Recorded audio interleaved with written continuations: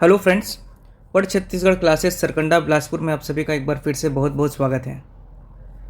दोस्तों, आज एडीआई का जो पेपर हुआ जिसका पार्ट 1 मैंने आप लोगों के लिए डाल दिया है, जीएस का सेक्शन था जो। अब ये जो पार्ट 2 का जो सेक्शन है मैथ्स और रीजनिंग का पूरा सॉल्यूशन रहेगा, डिटेलिंग के साथ हम लोग उसको सॉल्व करते चलेंगे। तो अंत तक वीडियो पर बने रहें दोस्तों, और हम लोग कट ऑफ की भी चर्चा करेंगे एंड में। ठीक है, चलिए क्वेश्चन सॉल्व करते हैं। सबसे पहले, रेखा एल एवं एम समांतर हैं एवं रेखा एल तथा एम को तिर्यक रेखा काटती है। देखिए, एल और जो एम है आपका वो समांतर है, बता रहा है, पैरेलल है। ये लाइन एल लाइन और एम लाइन पैरेलल दिखा रहा है। ठीक है, और जो एन है वो आपका एक तिर्यक मतलब तिरछी रेखा काट रही है। ठीक है, एल और एम को क्या है उसके बाद लिखा है कोण 1 तथा 2 का योग एवं कोण 5 और 6 का योग क्या होगा। देखिए, बहुत ही इजी प्रश्न था ये। आप सभी को पता है कि एक स्ट्रेट लाइन होता है वो 180 डिग्री होता है दोस्तों। तो जब एंगल ए और एंगल 2 का योग बोल रहा है, एंगल 1 और एंगल 2 का योग बोल रहा है, मतलब ये इसका बात कर रहा है एक्स का और इसका बात कर रहा है वाई का। टोटल ये दोनों का मान कितना होता है दोस्तों? 180 डिग्री। इसी को स्ट्रेट एंगल सीधी रेखा एंगल बोलते हैं। ठीक, तो 180 डिग्री मान हो जाएगा 1 और 2 का। ठीक है, दोनों का योग बोला है, तथा एवं कोण 5 और 6 का योग बोला है। तो ये भी दोस्तों ये सीधी रेखा ही है, और ये क्या बना रही है आपका 180 डिग्री, ये भी बना रहे हैं। ठीक है, तो इसका उत्तर क्या हो जाएगा दोस्तों? 180 डिग्री। ठीक है, चलिए नेक्स्ट क्वेश्चन देखते हैं दोस्तों। निम्नलिखित चित्र में छायांकित एवं अछायांकित भाग का प्रतिशत क्या होगा। देखिए, ये जो शेडेड एरिया दिख रहा है आप लोगों को, ये एक तरफ है, बाकी 4 तरफ क्या है? प्लेन है सर, जिसमें शेड नहीं है, जिसमें छायांकित नहीं है। मतलब कि 4 हिस्से में से एक हिस्सा क्या है आपका? छायांकित है। तो हम लोग क्या कर लेंगे दोस्तों? 1/4। अब प्रतिशत पूछा है तो प्रतिशत का हम लोग क्या कर लेंगे? गुणा कर लेंगे। तो हमको क्या मिल जाएगा? छायांकित भाग मिल जाएगा, उसका प्रतिशत कितना है। 4 से काटेंगे दोस्तों तो 4 दूनी 8 और 4 पंचे 20। मतलब कि 25% जो है आपका कौन सा है? कवर्ड एरिया है, छायांकित भाग है, शेडेड एरिया है। तो यदि ये 25% है ये दोस्तों छायांकित भाग आपका, तो बाकी कितना होगा? 75%। तीनों को मिलाएंगे तो आंसर क्या हो जाएगा आपका? 25 और 75। ठीक है, चलिए नेक्स्ट क्वेश्चन देखते हैं। यदि एल एम पी एवं क्यू क्रमशः डिवाइड इनटू प्लस और माइनस से निरूपित होते हैं, ठीक है, कोडिंग का है एक प्रकार से क्वेश्चन, तब निम्न में से कौन सा सत्य है? तो इसका सही उत्तर होगा दोस्तों डी। कैसे होगा? देखिए, 9 है यहाँ पर, 9 के बाद आपका पी दिख रहा है, तो हम लोग 9 लिख लेंगे। पी किस सिंबल से डिनोटेड है? तो आपका प्लस से, पी फॉर प्लस हो गया यहाँ पर, प्लस। फिर क्या है आपका? 9 है दोस्तों, ये आ गया 9। फिर आपका एल है, तो एल में क्या बता रहा है? एल किससे आपका डिकोडेड है? ये है आपका एल जो है डिवाइडेड से डिकोडेड है, तो यहाँ पे लग जाएगा डिवाइड का साइन। उसके बाद फिर आपका क्या आ जाएगा दोस्तों? 9 आ जाएगा। ठीक है, एल का हो गया, 9 हो गया। अब क्यू बच गया। अब क्यू किससे डिकोडेड है? ये देखिए, जो क्यू है ये लास्ट वाले से डिकोडेड है, वो कौन सा है? माइनस से। तो यहाँ पे क्या साइन लग जाएगा? माइनस। उसके बाद फिर आ जाएगा आपका 9। और एम किससे डिकोडेड है? तो एम जो है इनटू से है, तो यहाँ पे लग जाएगा इनटू, और ये भी हो जाएगा 9। इसको सॉल्व करने से -71 आता है। कैसे आएगा? देखिए, पहले बोर्ड मास लगाएंगे दोस्तों, तो ये सॉल्व होगा 9 डिवाइडेड बाई 9, मतलब कि यहाँ पे बच जाएगा 9। मैं यहाँ पे सॉल्व कर रहा हूँ, तो 9 प्लस ये हो जाएगा 1 माइनस 9 इंटू 9। अब यहाँ पे मल्टीप्लाई लगा हुआ है, तो पहले ये सॉल्व होगा दोस्तों। ठीक है, मल्टीप्लाई लगा है इसलिए 9 इंटू 9 पहले सॉल्व होगा, तो माइनस यहाँ पर हो जाएगा 9 9 से 81। अब 9 प्लस 1 कितना हो जाएगा? 10 माइनस 81 करेंगे तो आपका आंसर हो जाएगा -71। ठीक है, ये बड़ा साइन 81 के सामने लगा है, इसलिए आंसर हो जाएगा -71। तो ये आपको क्या है? सत्य हो रहा है, इक्वेशन इक्वेट हो रहा है। ठीक है, LHS equal to RHS। Next है 8 12 15 का LCM लघुत्तम समापवर्त क्या होगा। ठीक है, 8 12 15 का लघुत्तम समापवर्त क्या होगा। तो देखिए, 8 12 और 15 का एलसीएम ले लेते हैं। ठीक है, 8 12 और 15 का, तो ये हो जाएगा 2 4 ज़ा 8, 2 6 ज़ा 12 और 15, 2 2 ज़ा 4, 2 3 ज़ा 6 और ये हो जाएगा 15। फिर ये हो जाएगा 2 1 ज़ा 2 3 और ये 15, फिर 3 और ये हो जाएगा 3 5 ज़ा 15, बच जाएगा 5। तो ये हो जाएगा 5 3 ज़ा 15, 15 2 ज़ा 30, 30 2 ज़ा 60 और 60 2 ज़ा 120। तो आंसर हो जाएगा 120 दोस्तों। ठीक है, चलिए नेक्स्ट क्वेश्चन है। एक वर्गाकार घास मैदान, एक क्या है आपका वर्गाकार, स्क्वायर क्या है, एक तो घास का मैदान है, ये समझ लीजिए क्या है, ये स्क्वायर है जिसके चारों भुजा बराबर हैं और भुजा की लंबाई दी ये मीटर कितना है, 15 मीटर का ये आपका इसका क्या है, भुजा है, साइड्स हैं। एक कोने में स्थित खूंटी एक से एक घोड़ा को 5 मीटर लंबी से बांधा गया है। मान लीजिए यहाँ पर एक घोड़ा है, उसको क्या कर दिया, कोने में बांध दिया गया है और इसकी कुल लंबाई कितना बता दिया दोस्तों, ये लंबाई है आपका कितना, 5 मीटर की रस्सी से बांधा गया है इसको। तो घोड़े द्वारा घास चर सकने वाला वर्गाकार मैदान का क्षेत्रफल बताना है। देखिए घोड़े के द्वारा कितना देर कितना कितना एरिया को यह आपका चर पाएगा दोस्तों। देखिए ध्यान से, अगर ये रस्सी है यहाँ पर बंधा है तो घोड़ा यहाँ से बंधेगा तो बस इतना ही दूर वो क्या कर पाएगा, चर पाएगा। मतलब ये सिर्फ ये एरिया पर ही वो क्या कर पाएगा, घास को चर पाएगा। बचा जो ये एरिया बच रहा है यहाँ पर घोड़ा नहीं आ पाएगा। ठीक है, तो अपन को इसको बताना है कि किस प्रकार से सॉल्व होगा। तो इसका फॉर्मूला है दोस्तों पाई आर स्क्वायर। इसका फॉर्मूला क्या है, pi r square theta upon 360 degree. ठीक है, क्या है इसका formula, pi r square theta upon 360 degree. अब पाई का वैल्यू यहाँ पर बोला है क्या रखना है, 3.14 मान लेता है। ठीक है, पाई का वैल्यू आ जाएगा दोस्तों 3.14। रेडियस हमको दिया हुआ है, कितना दिया हुआ है, 5 मीटर। ठीक है, 5 × 5 हो जाएगा, रेडियस ही कहलाएगा ना दोस्तों। ये जो एरिया छायांकित भाग है जो है वो उसका रेडियस ही कहलाएगा, उतना ही दूर वो चढ़ पाएगा। ठीक है, तो 5 × 5 ये हो जाएगा आपको। थीटा का मान कितना है दोस्तों, तो ये एक स्क्वायर है, मतलब सीधी रेखा पर लंबवत हो रहा है, मतलब ये 90 डिग्री बना रहा है, बटे 360। काटेंगे, 0 0 कटा, 9 चक्को 36। अब इसको सॉल्व कर लीजिए दोस्तों, 3.14 गुणे आपका हो गया 25/4। इसको सॉल्व करने से आपका आंसर आएगा 19.625। ठीक है, इसको आप लोग सॉल्व कर लीजिएगा दोस्तों। चलिए नेक्स्ट क्वेश्चन देखते हैं। निम्नलिखित में से कौन सा पारस्परिक कौशल इंटरपर्सनल स्किल के साथ घनिष्ठ मित्रता बनाए रखने में सहायक है। ठीक है, पारस्परिक कौशल किसी के साथ घनिष्ठ मित्रता बनाए रखने में सहायक कौन सा है। चीज़ें उधार लेना, भाई चीज़ें उधार लेंगे तो वो दूसरे दिन पूछेगा नहीं, पहला चीज़ तो गलत हो गया दोस्तों। ठीक है, किसी से भी चीज़ें उधार नहीं लेना चाहिए, तो ये तो चीज़ गलत हो गई। दूसरा है शक्ति की दूसरा ज़रूरत के समय मदद के लिए स्वेच्छा से आगे आना। भाई अच्छा व्यक्ति वही है जो ज़रूरत के समय किसी की मदद आए, खुद से आगे बढ़ करके आए। तो पारस्परिक कौशल किसी के साथ घनिष्ठ मित्रता बनाए रखने के लिए सबसे इंपॉर्टेंट चीज़ यही है। आप सभी के मित्र होंगे, उम्मीद करता हूँ सभी अच्छे मित्र होंगे जो अपने मित्र के ज़रूरत के समय मदद के लिए स्वेच्छा से आगे आ जाते होंगे। चलिए नेक्स्ट क्वेश्चन देखते हैं। आर और एन के पास कुछ टॉफ़ियाँ हैं। क्या बोल रहा है, आर और एन दो व्यक्ति हैं, कुछ टॉफ़ी इनके पास। आर एन को 30 टॉफ़ियाँ देता है। मान लीजिए आर और एन के पास कुछ टॉफ़ी हैं दोस्तों। आर कितना दे दिया, इसको 30 टॉफ़ी दे दिया। ठीक है, तब एन के पास आर से 2 गुनी टॉफ़ी हो गई। एन के पास क्या हो गए, आर से 2 गुनी टॉफ़ी हो गई। तो इसको मैं डायरेक्ट ऑप्शन से बताता हूँ आपको। मान लीजिए ये वाला ऑप्शन को लेकर के बनाता हूँ, पहला ऑप्शन। मैथ्स रीजनिंग का ज़्यादातर क्वेश्चन का सॉल्यूशन का पहला ही आंसर है दोस्तों, ध्यान दीजिएगा। यहाँ पे मान लीजिए मैंने 60 आर के पास रखा है और एन के पास क्या है, मान लीजिए 34 है। अब इसको मेरे को प्रूफ करना है according to the condition of the question. तो जब आर एन को 30 टॉफ़ियाँ देता है, मान लीजिए आर ने किसको दिया, एन को 30 टॉफ़ी दिया, तो आर के पास कितना बच जाएगा, 32 हो जाएगा, और इसके पास कितना हो जाएगा, मान लीजिए इसके पास हो जाएगा 30। ठीक, ये हो जाएगा, मतलब 34 + 30 64 हो जाएगा। तब n के पास r से 2 गुनी टॉफ़ी हो जा रही है। हाँ, n के पास r से कितना हो जा रहा है, 2 गुना हो जा रहा है। 32 × 2 करेंगे तो 64 हो जा रहा है। परंतु जब n, तीसरा कंडीशन क्या बोल रहा है देखो, जब n अपनी टॉफ़ियाँ में से 10 टॉफ़ियाँ r को दे देता है, तब r के पास n से 3 गुनी टॉफ़ी हो जाती हैं। मान लीजिए तीसरा कंडीशन को क्या बोल रहा है कि ये 62 और ये 34 था। अब ये क्या किया, इसने अपना 10 टॉफ़ी इसको दे दिया। ठीक है, तो ये 10 टॉपिक इसको दिया तो कितना हो गया दोस्तों, ये 72 हो गया। और ये क्या हो जाएगा फिर उस कंडीशन में 24 हो जाएगा, 10 घट जाएगा। तो तब क्या बोल रहा है कि n से 3 गुनी हो जा रहा है। तो n से 3 गुना है क्या, 24 × 3 करूँगा तो मैं आ जाएगा 72 आएगा दोस्तों। मतलब कि अपना आंसर क्या है, ए। ठीक है, चलिए नेक्स्ट है। समझ में आया ना दोस्तों किस प्रकार से बातें हुई। यहाँ पर मैंने ऑप्शन लेकर के बता दिया। हालांकि परीक्षा में आप एक्स मान करके भी बना सकते थे या फिर आप खुद से लॉजिक लगा के भी बना सकते थे। चलिए नेक्स्ट क्वेश्चन है। संप्रेषण की प्रक्रिया में पहले चरण क्या होता है, कूटकरण, संदेश, विकुटीकरण और प्रापक।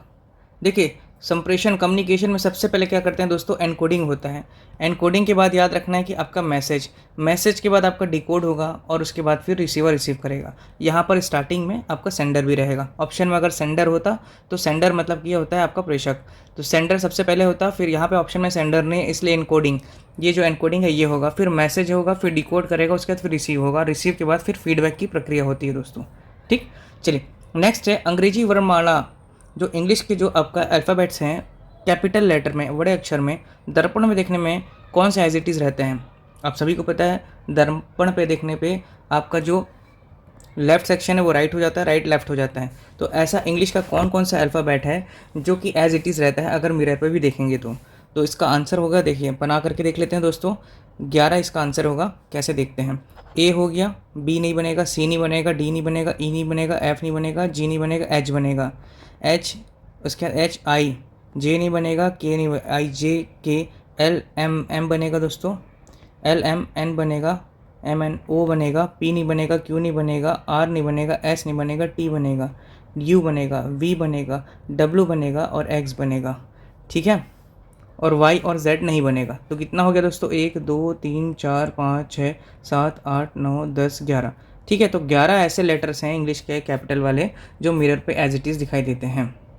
नेक्स्ट है, मैं आपको बताया हूँ अभी, देखिए सिंपल क्वेश्चन आया था ये, सीधी रेखा है मतलब ये कितना है 180 डिग्री।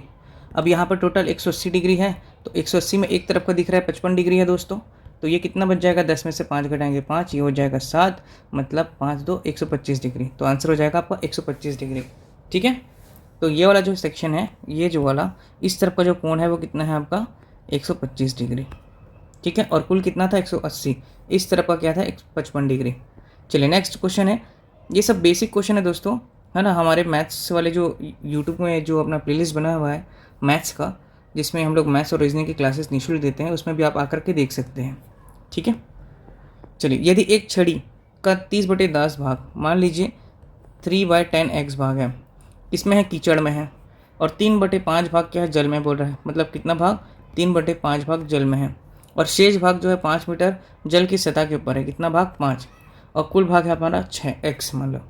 तो छड़ी की लंबाई पूछ रहा है, टोटल लंबाई कितना होगा, x कितना होगा, निकाल लेते हैं।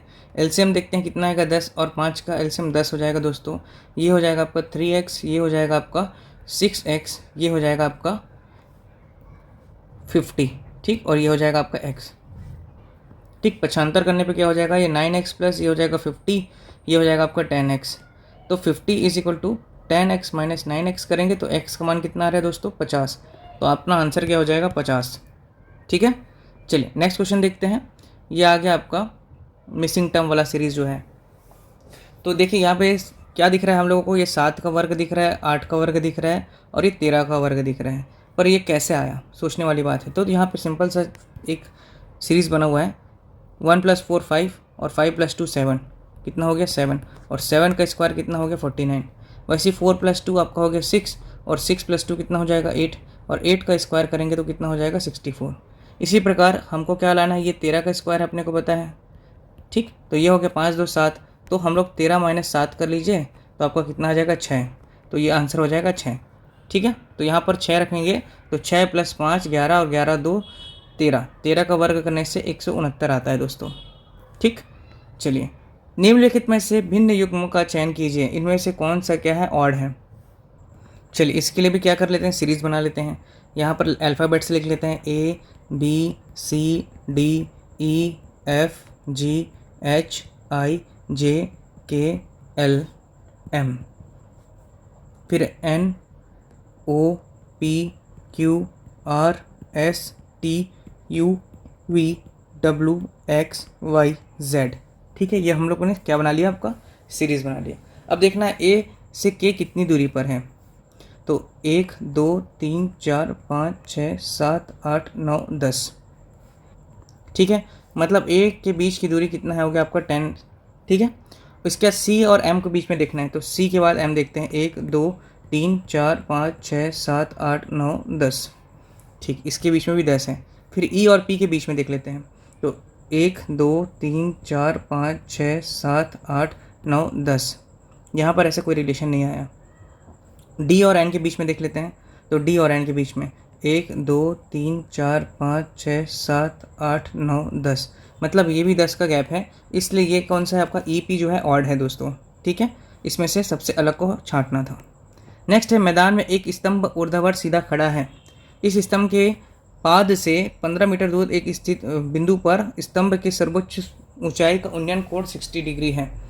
मान लीजिए एक मैदान है दोस्तों, उसमें एक स्तंभ खड़ा हुआ है।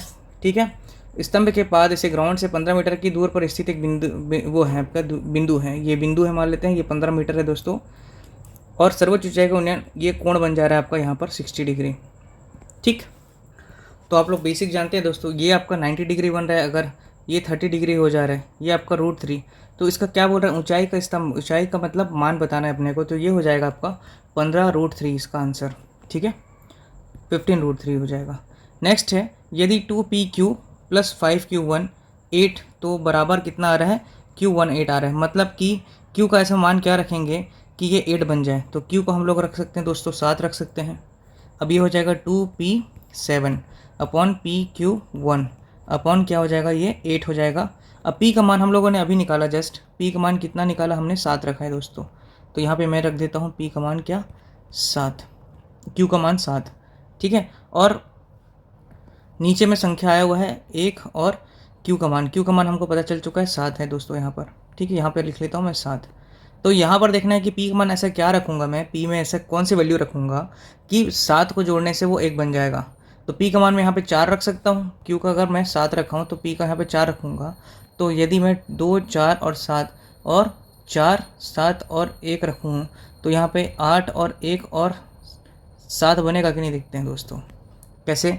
7 + 1 8, 4 7 4 11, हाथ लाई 1, 4 5 6 और 1 7, मतलब ये इक्वेशन सेटिस्फाई कर रहा है इसको बनाने के लिए। ठीक, तो इसका आंसर हो जाएगा दोस्तों, P का मान और Q का मान बोल रहा है, तो P 4 है और Q 7 है, ऑप्शन नंबर डी। नेक्स्ट है, निम्नलिखित में से कौन से एक प्रभावी व्यवहार परिवर्तन की मूल विधि है, तो कम्युनिकेशन ही है। ठीक है, प्रभावी व्यवहार, इफेक्टिव बिहेवियरल चेंज आपका संप्रेषण से ही होता है। नेक्स्ट है दोस्तों, 3 5 10 9 8 14 6 12 13 11 7, इसका क्या बोल रहा है, माध्यिका। देखो माध्य नहीं बोल रहा है, माध्य बोलते तो एवरेज निकालते दोस्तों, ये माध्यिका है। तो माध्यिका निकालने के लिए हम लोग क्या करते हैं, नीचे से मतलब इंक्रीजिंग ऑर्डर में नंबर लिखते हैं। ठीक है, तो हम लोग क्या लिख सकते हैं, पहले 3 लिखेंगे, फिर 5 लिखेंगे, 5 के बाद आपका हो जाएगा 6, 6 के बाद आपका क्या दिख रहा है दोस्तों, 7, 7 के बाद दिख रहा है 8, 8 के बाद दिख रहा है दोस्तों, 8 के बाद आपका डायरेक्ट 10, 10 के बाद आपका 8 के बाद 9 था, सॉरी 8 के बाद ये 9 है, ये 9, उसके बाद 10, 10 के बाद 11, 11 के बाद आपका 12 भी है, 13 भी है, कंटिन्यू है, 14 भी है, और फिर केवल 14 तक है। ठीक है, तो इसका माध्यिका क्या हो, तो माध्यिका जो होता है बीच वाला वैल्यू होता है दोस्तों। यहाँ पर कितना संख्या दिख रहा है आपको, 1 2 3 4 5 6 7 8 9 10 11, 11 है, मतलब 5 संख्या इधर हो जाएगा आपका, सॉरी 11 है, मतलब कि आपका 5 संख्या कितना हो जाएगा, पीछे कर लेते हैं इसको। ठीक है, ये देखिए, ये जो है आपका 3 से लेकर के 3 5 6 7 8, ये आपका 5 संख्या इधर हो जाएगा, और 10 से लेकर के 10 11 12 13 14 इधर, जो मीन निकल के आएगा, जो आपका मीडियन जो निकल के आएगा वो आपका 9 होगा दोस्तों, इसलिए ऑप्शन सी सही होगा। ठीक है, इसको क्या करते हैं, नीचे से ऊपर की ओर जमाते हैं माध्यिका में, और जो बीच वाला मान आता है उसको हम लोग माध्यिका मानते हैं। ठीक, अंतर्वैयक्तिक पारस्परिक कौशल में सामाजिक संपर्कों के दौरान या सामाजिक संगमनात्मक संदर्भ में स्वयं की और दूसरों की भावनाओं, प्रेरणा और व्यवहारों को डैश और प्रतिबंध करने की क्षमता शामिल है, महसूस करने की दोस्तों। ठीक है, यदि महसूस करेंगे तभी उसमें आपको क्या कर सकते हैं, सामाजिक संपर्कों के दौरान हम लोग समाज में संवेदनात्मक और स्वयं की और दूसरों की भावनाओं को हम लोग समझ सकते हैं। नेक्स्ट है दोस्तों EJOT। देखिए E और J के बीच में कितना गैप है, तो EFGHIJ, इसके बीच में 5 का गैप है। फिर J के बाद देखिए O है, JHIJKLMNO, तो ABCDEFGHIJKLMNO, इसके बीच में भी 5 का गैप है, ये भी 5 है, ये भी 5 का रिपीटेशन है। O के बाद T के देखते हैं दोस्तों, तो MNOPQRST, इसके बीच में भी 5 का गैप है, इसको समझना है।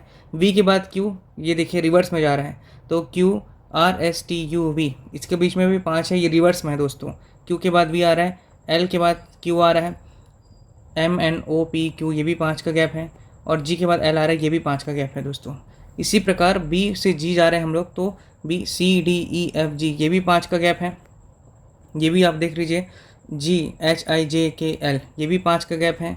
L के बाद Q में आएंगे MNOPQ ये भी 5 का गैप है। ठीक, इतना तो समझ में आ गया दोस्तों।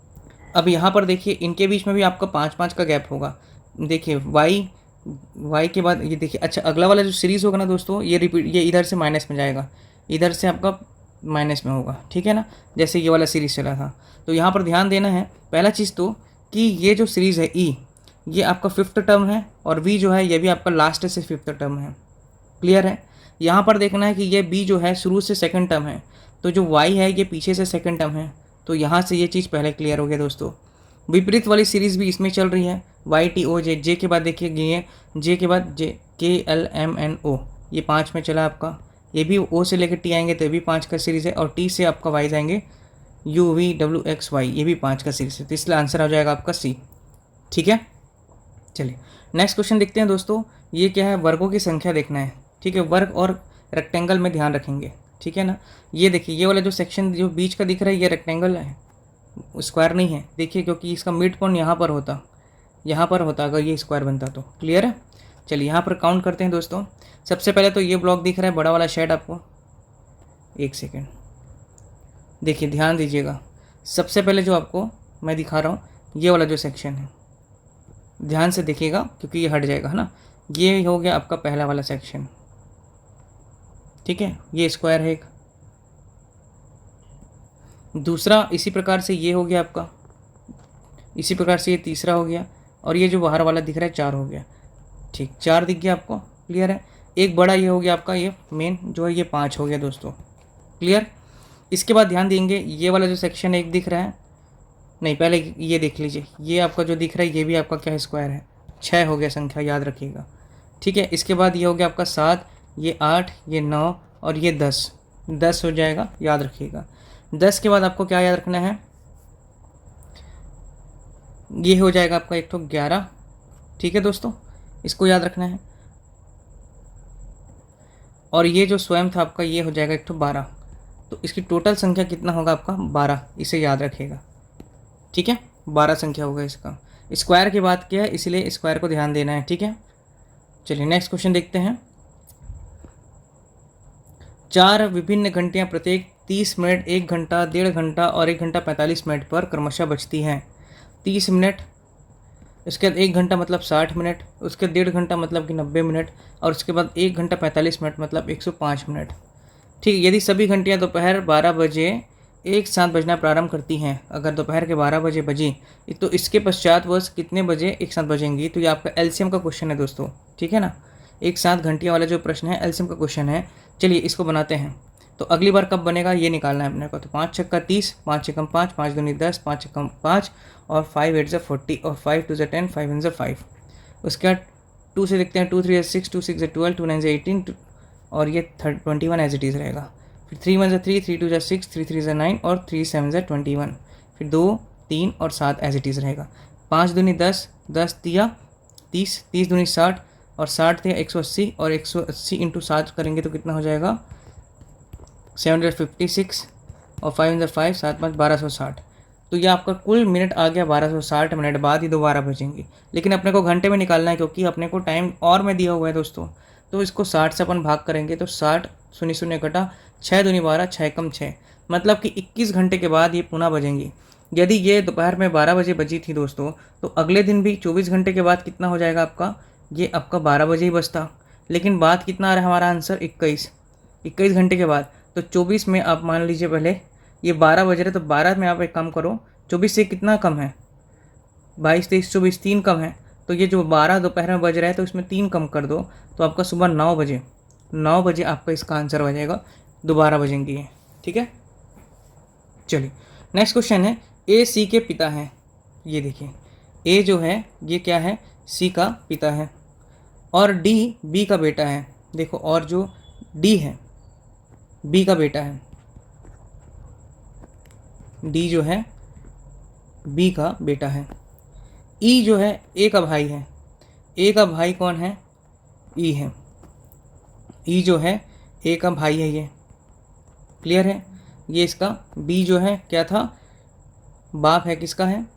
मतलब डी बेटा है और डी उसका पिता है या माता है। क्लियर है, ठीक है। यदि सी डी की बहन है, यदि सी जो है डी की बहन है, ठीक, ये दोनों सी जो है डी की बहन है, तो बी ई से किस प्रकार संबंधित है? तो बी ई से किस प्रकार संबंधित? यहाँ पर देखिए जो पहला टर्म क्या था, ए सी का पिता है, ये पिता है, ठीक। ये बहन है इसकी, ये इसका चलो भाई हो गया या बहन हो गया, क्लियर नहीं है। लेकिन ये इसकी बी जो है इसके संतान है, अर्थात ये हो जाएगी माता। ये दोनों हो जाएंगे क्या? पति पत्नी। और इसका जो भाई है ये ई हो जाएगा, ए का भाई। तो कौन पूछ रहा है किससे क्या संबंधित है? बी ई से किस प्रकार संबंधित है? बी संबंध किस प्रकार से है ई से? तो बी जो है आपका भाभी होगी ना भाई, ये इसका भाई है, भाई की पत्नी भाभी कहलाएगी, तो ये हो जाएगा भाभी, ठीक है। अब चलो नेक्स्ट क्वेश्चन है। 18,500 को ए बी सी में इस प्रकार वितरित किया गया कि ए को प्राप्त राशि बी से 25% अधिक है। ए को जो प्राप्त राशि है वो बी से क्या है आपका बोल रहा है 25% अधिक है, मतलब 125%, है ना। हम लोग अधिक को क्या ले लेते हैं दोस्तों? 100 से और जोड़ देते हैं, ठीक है। और बी का जो प्राप्त राशि है, ये जो बी है इसकी जो प्राप्त राशि सी से कितना है? 20% अधिक है, मतलब 120 बटे आपका क्या हो जाएगा यहाँ पर? 100 हो जाएगा, ठीक है। ये आपका इज इक्वल टू का साइन है, ये 100 हो जाएगा। अब यहाँ पर हमने को क्या निकालना है दोस्तों? वैल्यू। ये देखिए ये कट जाएगा, शून्य शून्य कट गया, ठीक है। 2 6 12, 2 5 10, ये हो जाएगा 5 2 10 0, 5 2 10 5 25, 5 5 25, 5 4 20, ठीक। ये आ जाएगा आपका क्या? ये 4a हो जाएगा, ये आपका 5 भी हो गया, और ये आपका क्या हो जाएगा? 6c, ठीक। यहाँ से क्या वैल्यू निकल के आ जाएगा? ए का वैल्यू हो जाएगा आपका 1/4, बी का वैल्यू हो जाएगा आपका 1/5, सी का वैल्यू हो जाएगा आपका 1/6, ठीक है। अभी सबका एलसीएम लेंगे 4 5 और 6 का, तो एलसीएम आ जाएगा आपका 60। फिर हम लोग कैलकुलेट करेंगे दोस्तों यहाँ पर 1/4 इंटू 60, ये हो जाएगा 1/5 इंटू 60, और ये हो जाएगा 1/6 इंटू 60। यहाँ से हमको ए बी सी का एक्चुअल वैल्यू निकल जाएगा। ये हो जाएगा 4 1 से 4, 4 5 से 20, 5 1 से 5, 5 0 10, 6 10, 15 12 और 10। कितना राशि बोला था? 18,500 रुपये, ठीक है। तो ये हो जाएगा आपका 18,500। इनका अपन क्या कर लेंगे? ये अनुपात में है, अनुपात में है तो इनका वैल्यू क्या हो जाएगा? 15 + 12 + आपका 10, कितना हो जाएगा? 37, ठीक है। सी का वैल्यू ए है, ये बी है, ये सी है, ठीक है। ये रेशियो के फॉर्म में है दोस्तों। अब ये आ गया, टोटल हम सम किए 37, तो अपने को सी का वैल्यू निकालना है। तो सी बराबर क्या हो जाएगा? 10/37 गुणे 18,500, ठीक है। आपका 37 पंचे आपका हो जाता है 37 पंचे 185, मतलब ये हो जाएगा 500, और 500 गुणे 10 करोगे तो सी का वैल्यू आ जाएगा आपका 5,000 दोस्तों, ठीक। और ऑप्शन आंसर क्वेश्चन क्या बोला था? सी को प्राप्त राशि क्या है, इसलिए हमने डायरेक्ट सी का वैल्यू निकाला है, ठीक है। जिसका वैल्यू निकालना रहता है उसको हम लोग डायरेक्ट ऊपर रख करके जो टोटल आपका रेशियो का समेशन रहता है उसको उल्टू कर देते हैं उससे, ठीक है। नेक्स्ट है, एक व्यक्ति वर्ष 2000 में 50,000 वार्षिक वेतन में कार्य शुरू करता है। अच्छा ये ध्यान से देखिएगा दोस्तों, है ना। ये एक व्यक्ति जो सन 2000 में 2000 के ईयर में आपका कार्य शुरू करता है, पर उसको पैसा नहीं मिलता है। बोलता है कि 50,000 वार्षिक वेतन में कार्य शुरू करता है, ठीक है। वार्षिक वेतन मतलब कि 2000 समाप्त होगा तब उसको पैसा मिलेगा। तो उसका पहला कमाई कब हो जाएगा दोस्तों? 2001 में उसको 50,000 रुपये मिलेगा, ठीक है। क्वेश्चन देखिए, एक व्यक्ति वर्ष 2000 में 50,000 वार्षिक वेतन में कार्य शुरू करता है, उसे 2000 की वार्षिक वेतन वृद्धि प्राप्त होती है। 2000 रुपये की वार्षिक वेतन वृद्धि प्राप्त होती है। हर साल उसको उसके सैलरी में 2000 रुपीज़ का इंक्रीमेशन होता है। किस वर्ष में उसकी राशि का आय 70,000 रुपये पहुँच जाएगा? मतलब 70,000 रुपये का उसका आय का कितना कब होगा, कौन सी ईयर में होगा, या कितने वर्ष बाद होगा? ऑप्शन वर्ष में पूछा है, ठीक है। 2000 सन में शुरू किया उसने काम, तो उसको 2001 में 50,000 मिला, ठीक है। फिर सन 2002 में उसको कितना हो जाएगा दोस्तों? 12,000 रुपये मिलेगा, ठीक है। फिर 2003 में उसको कितना मिलेगा दोस्तों? 54,000 रुपये हो जाएगा। 2004 में इसी प्रकार आपका 56,000 रुपये हो जाएगा। 2005 में आपका 58 हो जाएगा, ठीक है।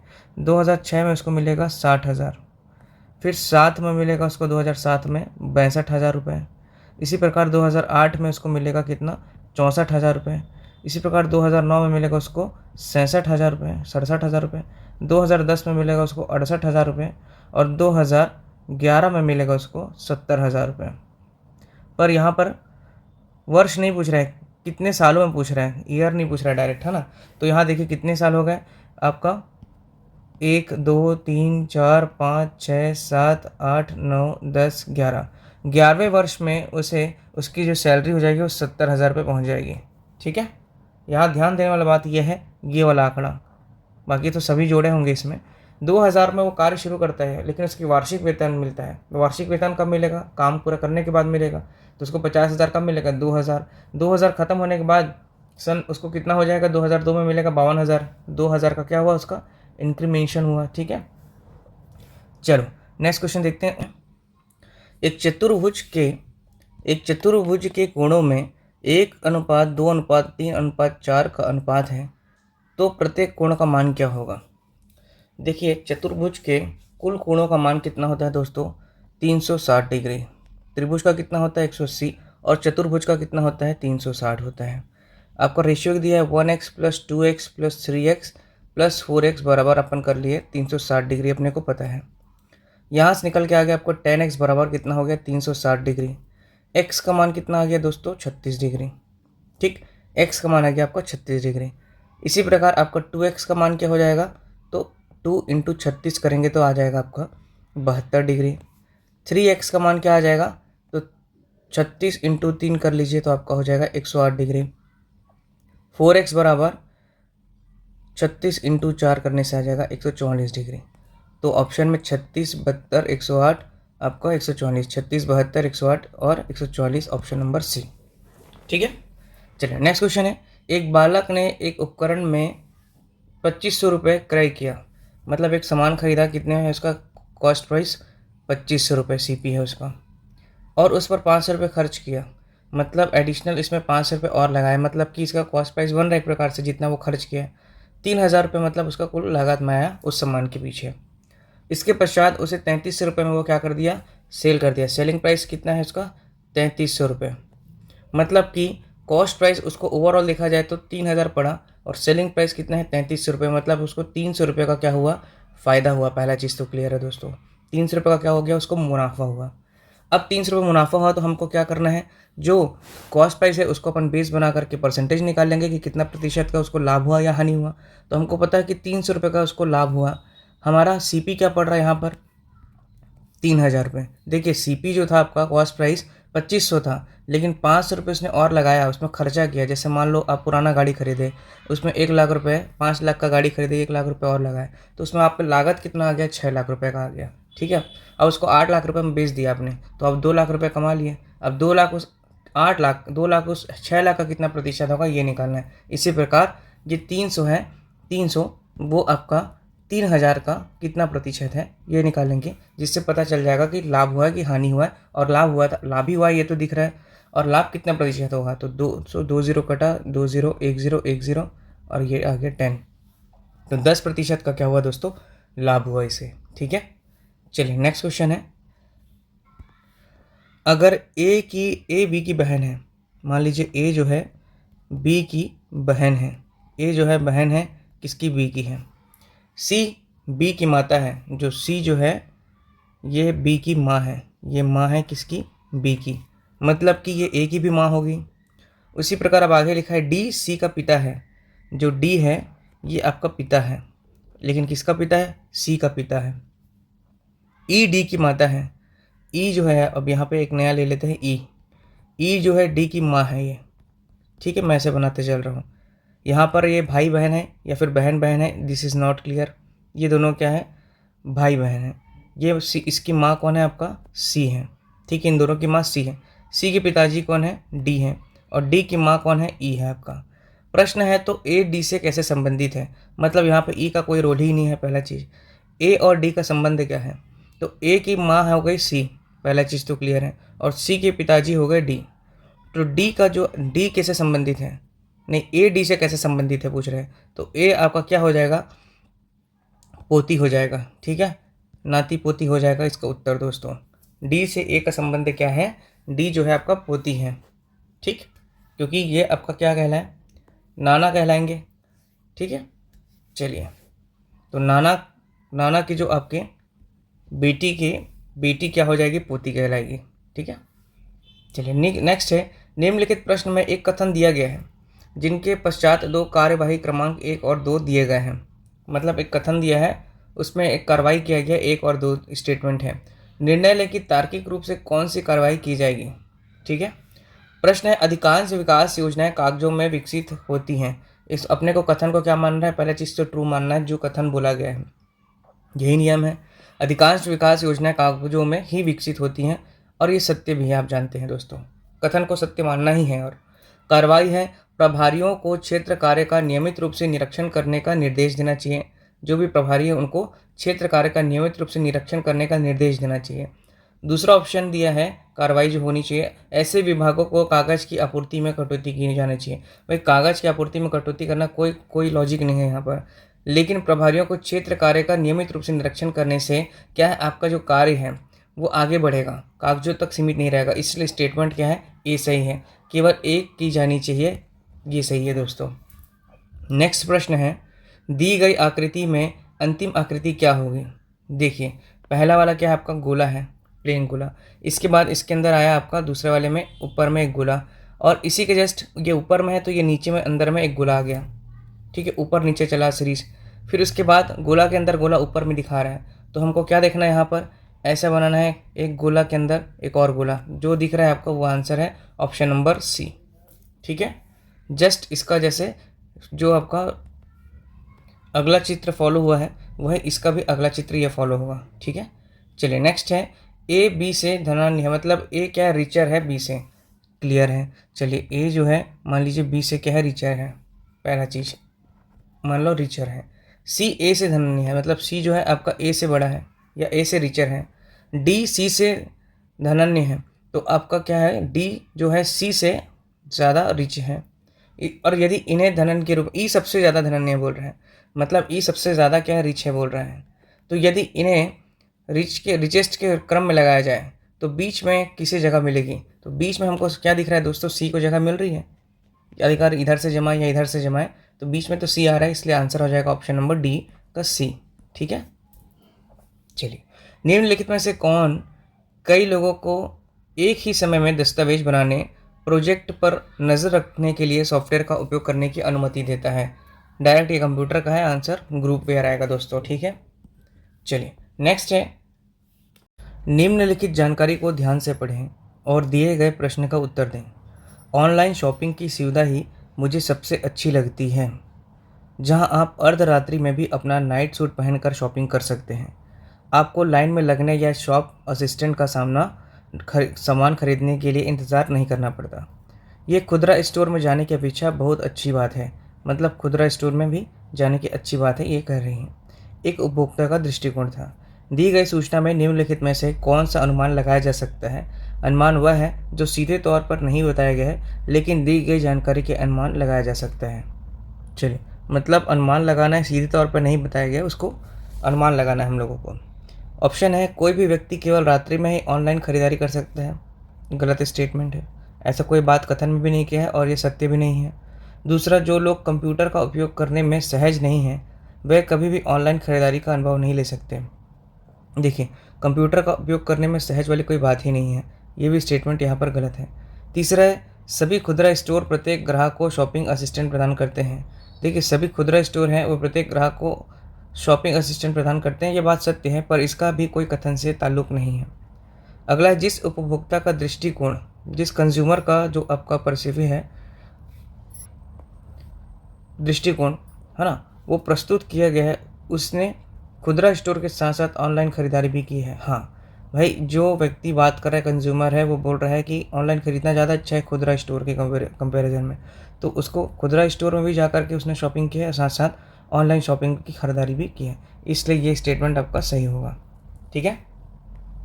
नेक्स्ट है, निम्नलिखित में से कौन सा एक पारस्परिक संपर्क का कौशल नहीं है, ठीक है। ये आपका क्या बोल रहा है, इंटरपर्सनल इंटरेक्शन का क्या है, एक कौशल नहीं है बता रहा है, एक स्किल नहीं है बता रहा है। सहानुभूति, शिष्टाचार, प्रशासनिक शक्ति या सकारात्मक सोच। तो इसका सही उत्तर है दोस्तों प्रशासनिक शक्ति। प्रशासनिक शक्ति जो है आपका इंटरपर्सनल इंटरेक्शन का एक स्किल नहीं है, ठीक है। नेक्स्ट है, एक हवाई अड्डे से एक विमान 1000 किलोमीटर प्रति घंटे के वेग से उत्तर दिशा की ओर उड़ान भरता है, ठीक है। रैंकिंग का क्वेश्चन है ये। मान लीजिए उत्तर दिशा की ओर एक हवाई जहाज़ निकल गया ऐसा, ठीक है। कितने की स्पीड में? 1000 किलोमीटर पर आवर की स्पीड में, ठीक है, प्रति घंटे की स्पीड में। ठीक उसी समय दूसरा विमान उसी हवाई अड्डे से पश्चिम दिशा की ओर 1200 किलोमीटर प्रति घंटे के वेग से उड़ता है। मतलब यहीं पर से ही आपका क्या कर रहा है, दूसरा विमान उड़ रहा है कितना, 1200 किलोमीटर पर आवर की स्पीड से ये भी उड़ रहा है। 1.5 घंटे के बाद मतलब 90 मिनट्स के पश्चात दोनों विमान की दूरी कितनी होगी, ठीक है। मतलब कि 90 मिनट्स दोनों ट्रैवल कर लिए हैं, 1.5 घंटे के आसपास, 1.5 घंटा दोनों को ही ट्रैवल कर चुके हैं। अब यहाँ पर देखना है कि 1.5 घंटे में दोनों के द्वारा कितनी दूरी तय की गई होगी। तो देखिए 1 घंटे में पहले वाला जो उड़ रहा है उत्तर दिशा की ओर वो तो 1000 किलोमीटर निकल जाएगा दोस्तों, और आधा घंटे में कितना जाएगा, 500 किलोमीटर और निकल जाएगा वो। मतलब कि जो उत्तर दिशा की ओर जा रहा है वो 1500 किलोमीटर की दूरी तय कर चुका है कितने घंटे में, 1.5 घंटे में, ठीक है। वहीं आपका जो दूसरा व्यक्ति है, दूसरा जो एरोप्लेन है आपका, है ना, दूसरा विमान है, वो आपका कितना, 1200 किलोमीटर। तो एक घंटे में वो 1200 किलोमीटर की दूरी तय कर चुका है, और आधा घंटे में कितना करेगा दोस्तों, तो वो 600 किलोमीटर का दूरी और तय करेगा। अब 1.5 घंटे में कुल कितना कर लिया इसने, 1800 किलोमीटर की दूरी तय कर लिया। अब यहाँ पर हमको क्या निकालना था दोस्तों, इस दूरी को निकालना है। 1.5 घंटे के बाद दोनों विमानों के बीच की दूरी पूछ रहा है, इन दोनों के बीच की दूरी कितनी होगी। तो सिंपल है, फॉर्मूला लगा लेंगे यहाँ पर हम लोग पाइथागोरस का। पाइथागोरस क्या बोलता है, हाइपोथेनस का स्क्वायर, ठीक है, कर्ण का स्क्वायर, आधार का स्क्वायर प्लस आपका क्या होता है, लंब का स्क्वायर। तो यहाँ पर आपका क्या हो जाएगा, एक हो जाएगा 1500 का वर्ग प्लस आपका 1800 का वर्ग। Hypotenuse is equal to base का स्क्वायर प्लस परपेंडिकुलर का स्क्वायर। अब यहाँ पर निकालेंगे तो दोस्तों ये आ जाएगा, 15 का स्क्वायर करेंगे तो 225 0000, और 18 का वर्ग करेंगे तो कितना होगा, 324। तो 324 0000 वर्ग करने के बाद इन दोनों को जोड़ने के बाद कितना आ रहा है दोस्तों, दोनों को जोड़ने पे कितना आ रहा है, 549000 एक्स का स्क्वायर। अब इसका वर्ग निकालेंगे दोस्तों, तो अपन कैसे निकालेंगे, पहले 549 का ही कर लेते हैं, और ये 0000 तो 00 ही रहेगा एज इट इज़, ठीक है। यहाँ पर आपका वैल्यू है किससे जाएगा, ये 3 से जाएगा, देखिए 3 एकम 3, ठीक है, और ये बच गया आपका 2, 3 8 24, 3 3 9, फिर 3 6 18 और 3 1 3। अब ये बच गया 61। तो अपन क्या कर सकते हैं, यहाँ पर 300 रूट ओवर 61 लिख सकते हैं दोस्तों, 61 का वर्ग। आंसर क्या है आपका, ये आ गया ऑप्शन नंबर सी, ठीक है। चलिए नेक्स्ट क्वेश्चन देखिए, ये 2 डबल जीरो बच रहा था, इसका सिंगल जीरो आपका वर्ग का वर्गमूल करने से आ जाएगा, ठीक है। और 549 का मैंने यहाँ पर अलग से निकाला है, तो बच गया क्या आपका, 3 का पेयर बन गया, तो 3 बाहर आ गया, 3 इंटू 100 किया 300, और रूट ओवर 61 यहाँ पर रिमाइंडर था जो नहीं कट पा रहा था, रिमाइंडर नहीं जो नहीं कट पा रहा था, इसलिए वो वर्ग में है, इसलिए आंसर हो जाएगा आपका 300 रूट 61। अगला है 20वीं सदी में कितने दिन हैं। ये अच्छा क्वेश्चन है, कैलेंडर से आया हुआ ये प्रश्न है, ठीक है। इसे देखिए दोस्तों, प्रश्न है कि 20वीं सदी में कितने दिन हैं। देखिए 20वीं सदी मतलब कब से शुरू हुआ है आपका, 1 जनवरी, ठीक है, 1 जनवरी 1901 से शुरू हुआ है। कब तक चलेगा ये, 31 दिसंबर आपका सन 2000 तक चलेगा, ठीक है। 31 दिसंबर सन 2000 तक चलेगा ये आपका कौन सा, 20वीं सदी। आप सभी को पता होगा दोस्तों, एक सामान्य वर्ष में कितना दिन होते हैं, 365 दिन होते हैं। और यहाँ से 1 जनवरी से लेकर के 31 दिसंबर 2000, 1 जनवरी 1901 से लेकर के 31 दिसंबर 2000 तक आपका कुल कितने 100 वर्ष हो गए, 100 वर्ष हो गए दोस्तों। और 100 वर्षों में कितना लीप ईयर निकालने के लिए हम लोग 4 से भाग देंगे दोस्तों, तो आपका कितना आ जाएगा, 25 लीप ईयर हो जाएगा। मतलब ये सामान्य वर्ष हो गया, और सामान्य वर्ष में दिनों की संख्या प्लस आपका कितना हो गया, 25 दिन एक्स्ट्रा जाएगा जो आपका 25 दिन, ठीक है। तो यहाँ पर आप देखिए टोटल कितना हो जाएगा, 3665 प्लस 25 कर देंगे तो कितना हो जाएगा, 36525।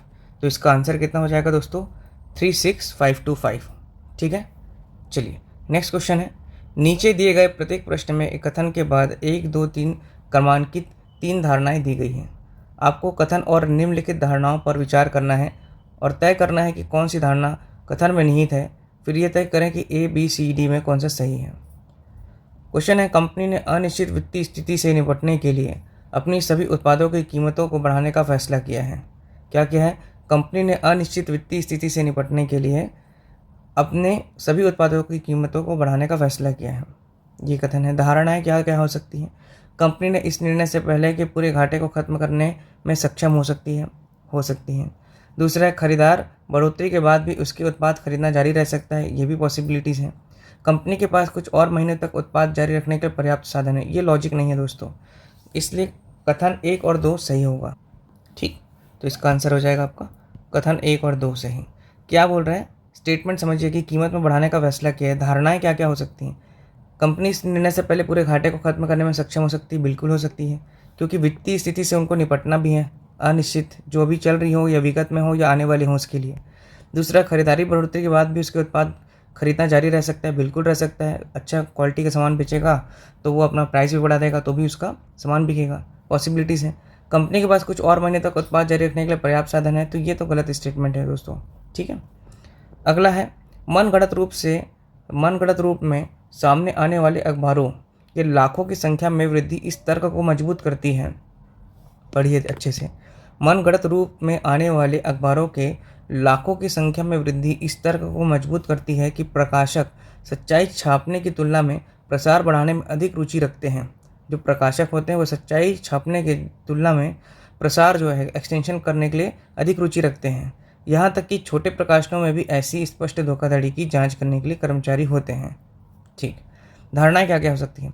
अखबारों में मनगढ़ंत कहानियों का उजागर होना एक हालिया धारणा है। कोई बात नहीं, इससे कुछ जम नहीं रहा है। दूसरा धारणा देखते हैं, अखबार में छपा हर विवरण तथ्यात्मक रूप से सत्यापन योग्य होना चाहिए। ठीक, बात तो सही है, होना चाहिए, लेकिन क्या कारण को यहाँ पर जो कथन दिया हुआ है उसको ये फॉलो कर रहा है कि नहीं, देखते हैं आगे। बड़े प्रकाशनों की तुलना में छोटे प्रकाशनों के लिए तथ्य जांच अधिक व्यापक होनी चाहिए। ये भी लॉजिक नहीं है दोस्तों, सभी की जांच होनी चाहिए, छोटे हो चाहे बड़े हो। नेक्स्ट है, समाचार पत्रों के प्रकाशक ही वह लोग हैं जो यह तय करते हैं कि अपने समाचारों पत्रों में क्या छापा जाए। मतलब ये तो सबसे सही लग रहा है दोस्तों, क्योंकि यहाँ पर स्टार्टिंग में लिखा था कि मनगढ़ंत रूप से सामने आने वाले अखबारों के लाखों की संख्या में वृद्धि की बात कर रहे हैं।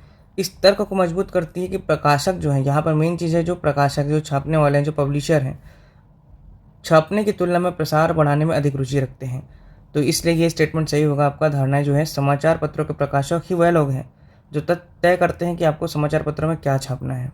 ठीक, नेक्स्ट प्रश्न है, तो ऑप्शन में आपको बता दिया कि ऑप्शन नंबर 4 ये सही है दोस्तों, केवल 4 नहीं थे, ऑप्शन नंबर डी। ठीक है, चलिए नेक्स्ट क्वेश्चन देखते हैं।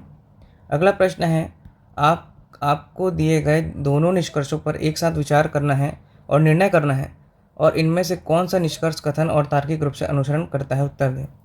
बाजार में सब्जियों के दाम आसमान छू रहे हैं। भाई सही है, सब्जियों के दाम आसमान छू रहे हैं। ठीक है, सब्जियों एक दुर्लभ वस्तु बनती जा रही है। क्या दुर्लभ वस्तु बनती जा रही है? ये तो गलत बात है। ठीक है, महंगाई बढ़ रही है, दुर्लभ की स्थिति नहीं बनी है। लोग सब्जियां नहीं खाते, ये तो और गलत बात है। इसलिए क्या होगा, यदि या तो ना तो निष्कर्ष 1 होगा और ना ही 2 अनुसरण करता है। ऑप्शन नंबर डी इसका सही होगा। ठीक है, चलिए नेक्स्ट क्वेश्चन है, मॉडल बनाने वाले मिट्टी से एक 24 सेंटीमीटर ऊंचाई और आधार की त्रिज्या 6 सेंटीमीटर के शंकु का निर्माण किया गया। ठीक है, कितना ऊंचाई है बोल रहे हैं, 24 सेंटीमीटर की ऊंचाई है और उसका त्रिज्या कितना बता रहा है दोस्तों, 6 सेंटीमीटर है। इससे क्या किया गया, एक शंकु बनाया गया है। ठीक है, एक शंकु बना दिया गया। कौन? एक बालक ने इसे गोले में बदल दिया है। ठीक है, तो यहाँ क्या करना है, तो गोले की त्रिज्या निकालना है। तो आपका फॉर्मूला क्या हो गया, आपका पाई आर स्क्वायर एच बराबर आपका हो गया 4 pi r square cube. 4 pi r cube होता है। ठीक है, पाई आपका कैंसल आउट हो गया दोस्तों। ये हो गया 6 × 6 और आपका हाइट कितना हो गया आपका 24 बराबर 4 × आर का क्यूब। 4 6 × 24, तो आर क्यूब बराबर आपका 216, मतलब आर बराबर आपका 6। ठीक है, चलिए नेक्स्ट क्वेश्चन है, आप एक समयबद्ध परियोजना पर काम कर रहे हैं। परियोजना की पुनरीक्षण बैठक के दौरान आप पाते हैं कि आपके समूह के सदस्यों की ओर से सहयोग में कमी के कारण परियोजना विलंबित हो सकती है। आप क्या करेंगे? अपने समूह के सदस्यों को उनके असहयोग के लिए चेतावनी देंगे? चेतावनी नहीं देंगे, ये तो गलत बात है। असहयोग के कारणों की जांच पड़ताल करेंगे। हाँ, अगर आप एक अधिकारी हैं और अपने क्या है समयबद्ध परियोजना के लिए काम के पीछे में अगर कमी पा रहे हैं तो आप क्या करेंगे? जांच पड़ताल करेंगे। Statement B is the right answer. देखिए तीसरा क्या है, समूह के सदस्यों को प्रतिस्थापित कर देंगे, क्या रिप्लेसमेंट कर देंगे? गलत बात। कारण प्रस्तुत करते हुए समय सीमा बढ़ाने की मांग करेंगे, भी गलत बात है। क्यों? क्योंकि आप काम कर रहे हैं परियोजना पर, परियोजना के पुनरीक्षण मतलब आप उसमें क्या कर रहे हैं, वहाँ पर जांच कर रहे हैं, मतलब आप उसका पुनरीक्षण कर रहे हैं और उस समय आप पाते हैं कि क्या हो रहा है कि सदस्यों की ओर से असहयोग की कमी हो रही है, जिसके कारण परियोजना विलंबित हो सकती है। हुई तो नहीं है, हो सकती है, तो समय क्यों बढ़ा देंगे अभी से ही? जब हुई नहीं है तो फिर पहले जांच करेंगे और देखेंगे कि कमी क्या है और इसे दूर करेंगे और काम को सही समय पर पूरा करने का प्रयास करेंगे। जब समय पर प्रयास नहीं हो पाएगा पूरा सही समय पर, तब उसकी मांग करेंगे समय बढ़ाने की। इसलिए ऑप्शन नंबर बी सही होगा। ठीक है। नीचे दिए गए प्रश्नों में कथन तथा दो तर्क 1 एवं 2 दिए गए हैं। कथन को सत्य मानते हुए निर्णय करें कि उत्तर ए बी सी डी में से कौन सा तार्किक है। ठीक है। क्या जंगली जानवरों को पकड़ने पर पूर्ण प्रतिबंध लगाना जाना चाहिए? पूर्ण प्रतिबंध जंगली जानवरों को पकड़ने पर बिल्कुल लगाना चाहिए। तर्क है हाँ, शिकारी बहुत पैसा कमा रहे हैं। ठीक है, शिकारी तो बहुत पैसा कमा रहे हैं, बात सही है। नहीं, शिकार और फंसाने पर प्रतिबंध प्रभावी नहीं है, ये गलत है दोस्तों। तो ये तो सेकंड वाला जो है पूरा रूप से गलत है। कथन बोल रहा है कि क्या जंगली जानवरों को पकड़ने पर पूर्ण प्रतिबंध लगाना जाना चाहिए, प्रश्न कर रहा है। तर्क दे रहा है कि हाँ, शिकारी बहुत पैसा कमा रहे हैं, शिकारी बहुत पैसा कमा रहे हैं, ये कैन बी पॉसिबल। दूसरा, नहीं, शिकार और फंसाने पर प्रतिबंध प्रभावी नहीं है। इसका उत्तर संभवतः होना चाहिए दोस्तों ना तो एक तर्क ना ही दो तर्क, क्योंकि जरूरी नहीं कि शिकारी बहुत पैसा ही कमा रहे हैं इसलिए जंगली जानवरों को पकड़ना चाहिए। ठीक है, चलिए यहाँ पर जो है लॉजिक आपका सही नहीं बैठ रहा है। ठीक है, पूर्ण लगाना चाहिए, दैट इज़ सही बात है कि जंगली जानवर को नहीं पकड़ना चाहिए, पर शिकारी बहुत पैसा कमा रहे हैं ये इसका सेंस नहीं है एक्चुअल में। नेक्स्ट है, यदि किसी सांकेतिक भाषा में रेमन को 1 2 3 5 लिखा गया है। देखिए यहाँ पे कोडिंग कर दिया गया है। कोडिंग का क्वेश्चन आर के लिए 1 है, ए के लिए क्या है आपका 2 है, एम के लिए क्या है आपका 3 है, और ओ के लिए क्या है आपका 4, और एन के लिए क्या है आपका 5। वहीं पर डी के लिए क्या है 6, आई के लिए है 7, और एन के लिए क्या है 5, ई के लिए क्या है यहाँ पर 8, और एस के लिए क्या है यहाँ पर 4, और एच के लिए क्या है आपका 9। प्रश्न कर रहा है कि HAMAM हेमम का उसी कोड भाषा में क्या कैसे लिखा जाएगा। तो देखिए एच के लिए क्या है यहाँ पर, एच के लिए 9 है दोस्तों, तो एच के लिए हो जाएगा 9, एच के लिए क्या हो जाएगा 9 हो जाएगा। ठीक है, उसके बाद ए के लिए क्या बता रहे हैं 2, तो ए के लिए हो जाएगा आपका 2। फिर एम के लिए क्या बता रहा है, फिर से आ जाएगा आपका एम के लिए 3, एम के लिए 3 बता रहा है ये। ठीक है, उसके बाद ए के लिए हम देख चुके हैं 2। ठीक है, ए के लिए क्या है 2, और फिर एम के लिए क्या है 3। तो 9 2 3 2 3, 9 2 3 2 3 इसका सही आंसर होगा। ठीक है, नेक्स्ट है, 3 व्यक्ति ए बी सी एक कतार में खड़े हैं। ठीक है, ए एवं बी के बीच 5 व्यक्ति हैं। क्या बोल रहा है, ए बी सी लोग 3 कतार में हैं यहाँ पर। ठीक है, और क्या बोल रहा है कि ए एवं बी के बीच 5 व्यक्ति हैं तथा बी और सी के बीच 8 व्यक्ति। ए के बीच में कितने व्यक्ति हैं, 5 व्यक्ति हैं, और बी और सी के बीच में 8 व्यक्ति हैं। ठीक है, यदि सी के आगे 3 व्यक्ति हैं, सी के आगे 3 व्यक्ति हैं दोस्तों। ठीक है, और ए के पीछे 21 व्यक्ति हैं। ए के पीछे कितने हैं, 21 व्यक्ति। तो कतार में कम से कम व्यक्तियों की संख्या कितनी है। ठीक, कम से कम पूछ रहा है, इसलिए हमको 3 को क्या रखना है, इसी और रखना है। ये आपका हो गया आगे लिख लीजिए, और ये हो गया आपका पीछे की ओर। ठीक है, तो ए के पीछे कितने लोग हैं, 21 बता रहा है, और सी के आगे कितना यहाँ पे 3 बता रहे हैं दोस्तों। यहाँ पे हमको 3 कम से कम व्यक्तियों की संख्या निकालना है। तो देखिए यहाँ पर जो है 5 इनके बीच के हैं और इनके बी के बीच के व्यक्ति हैं, जो ये क्या 21 और 3 के अंतर्गत आएंगे कि नहीं, और ये बी आएगा कि नहीं। देखिए ध्यान से देखिए दोस्तों, बिल्कुल आएंगे। तो जो है ए के पीछे कितने हैं, 21 हैं, और सी के आगे कितने हैं, सी के आगे जो है आपका 3 है। तो यहाँ पर देख लीजिए 21 + 3 कर लीजिए, और कितना आपका बच गया व्यक्ति, ए बी और सी, तीनों को जोड़ लीजिए, आपका 3 कितने हो जाएंगे। तो इस कंडीशन में आपका कितना हो जा रहा है यहाँ पर 27 हो जा रहे हैं, ऑप्शन में 27 है। ठीक है, और दूसरे तरीके से देखते हैं, अगर मान लीजिए ए और बी के बीच 5 व्यक्ति हैं, ए और बी के बीच में 5 व्यक्ति हैं, ठीक है, 5 व्यक्ति हैं, और बी और सी के बीच में 8 व्यक्ति हैं। मान लीजिए मैं यहाँ पर ए और ये बी और यहाँ पर सी कर देता हूँ। बी और सी के बीच में कितने व्यक्ति बोल रहे हैं? 8 व्यक्ति हैं, तथा ए और बी के बीच में 5 व्यक्ति हैं। ठीक है, अब यहाँ पर बोल रहा है सी के आगे 3 व्यक्ति हैं। सी के आगे, ये आपका हो गया आगे, ये हो गया आपका पीछे। सी के आगे कितना बोल रहे हैं? 3 व्यक्ति मान लो, तो है ना। और ए के पीछे कितना है? ए के पीछे कितना है? 21 व्यक्ति हैं। ठीक, तो कतार में कम से कम कितने व्यक्तियों की संख्या है? तो 8, 5, 8, 9, 10, 11, 12, 13, 14, 14 बीच में हो गए, और ये 15, 16, पर 16 ऑप्शन में नहीं है दोस्तों, है ना। 16 क्या ऑप्शन में नहीं। तो अगर सी तरफ से हम लोग काउंट करेंगे तो ये तो गलत हो जाएगा। तो हम लोग ए तरफ से यदि काउंट करते हैं तो ये हो जाएगा 21। ठीक है, और अगर 21 प्लस अपन 5 करेंगे, जो सी और बी के बीच में व्यक्ति कितने बैठे हैं? ए और बी के बीच में व्यक्ति कितने बैठे हैं? ए को कंसिडर करके चल रहे हैं, तो ए और बी के बीच में 5 व्यक्ति, ये हो गया आपका, तो ये हो गया आपका 26 व्यक्ति। और सी और बी को काउंट करेंगे दोस्तों, तो ये आपका टोटल हो जाएगा कितना? +2, 28। ठीक है, मिनिमम निकालना है, इसलिए थोड़ा सा ये लॉजिक था, इसलिए इसका आंसर 28 होगा। देखते हैं, एक दवाई का कैप्सूल का आकार बेलनाकार का है। ठीक है, एक दवाई का कैप्सूल का आकार क्या बोल रहा है? बेलनाकार का है, जिसके दोनों सिरों पर अर्धगोले चिपके हुए हैं। अर्धगोले यहाँ पर भी चिपके हैं, यहाँ पे भी चिपके हैं। पूरे कैप्सूल की लंबाई कितना बता दे रहा है? यहाँ से लेकर के यहाँ तक आपका कितना है? 14 सेंटीमीटर है, 14 मिलीमीटर है। ठीक है, और कैप्सूल का व्यास जो दिया है, कैप्सूल का जो व्यास है, ये इसका जो व्यास है ये कितना है? 5 मिलीमीटर है दोस्तों। पाई का मान 22/7 पर क्षेत्रफल, संपूर्ण इसका क्षेत्रफल कितना होगा? तो जो आपका डायरेक्ट इसमें फॉर्मूला रख लीजिएगा, पाई आर एल होता है, जिसका आपका अर्धगोले का एरिया का पाई आर एल, कितना पाई आर एल है? 2 है, प्लस आपका यहाँ पर क्या हो जाएगा दोस्तों? आपका बेलन का जो आपका क्षेत्रफल है उसका सूत्र लगा लेंगे, 4πr²। सूत्र लगाने पर जो आपका आंसर प्राप्त होगा, डायरेक्ट बता रहा हूँ, 220 आएगा। ठीक है, यहाँ पर आप वैल्यू का रख देंगे माप, उसके बाद आपका आंसर आ जाएगा। आपको एक केंद्र शासित प्रदेश है, जो कि एक बड़ा महानगरीय शहर भी है, कि राज्यपाल के पद पर पदोन्नत किया गया है।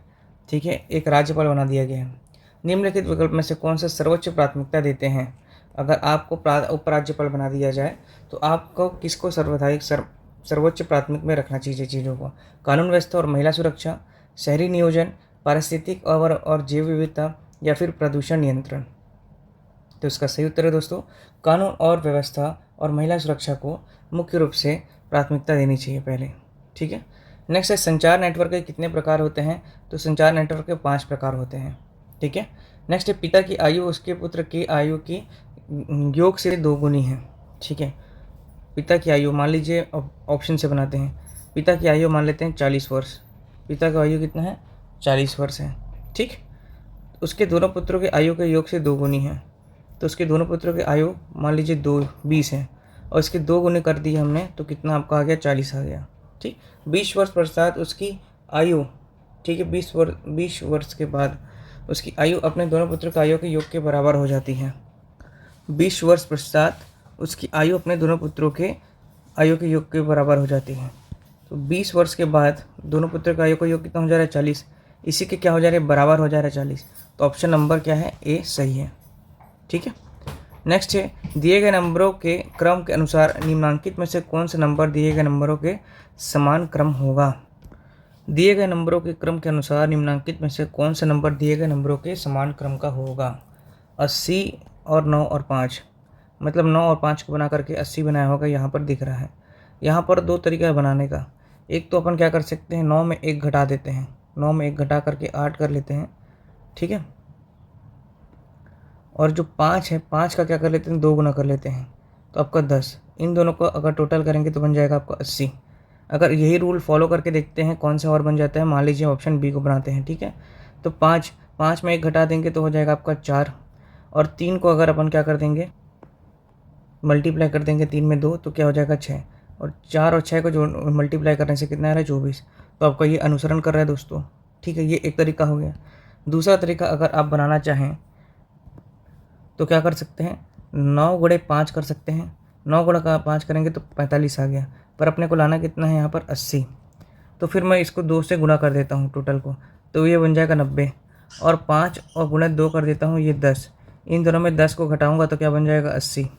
अगर मैं इस स्टेटमेंट के लिए देखता हूँ, ये वाला ऑप्शन के लिए, ये सही बनता है कि नहीं इसमें, तो क्या करना है इसमें मेरे को, 5 गुणे आपका 3 कर देंगे तो ये बन जाएगा 15, और 15 से 2 का गुणा करूँगा तो 30 बनेगा, और 3 गुणे 2 करूँगा तो आपका 6, और 6 इसमें घटा दूंगा तो कितना बनेगा, 24 बनेगा।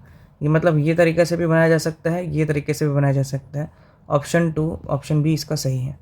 ठीक, चलिए नेक्स्ट है, निम्नलिखित में से एक कथन की स्थिति के बाद 2 संभावित निर्णय आते हैं।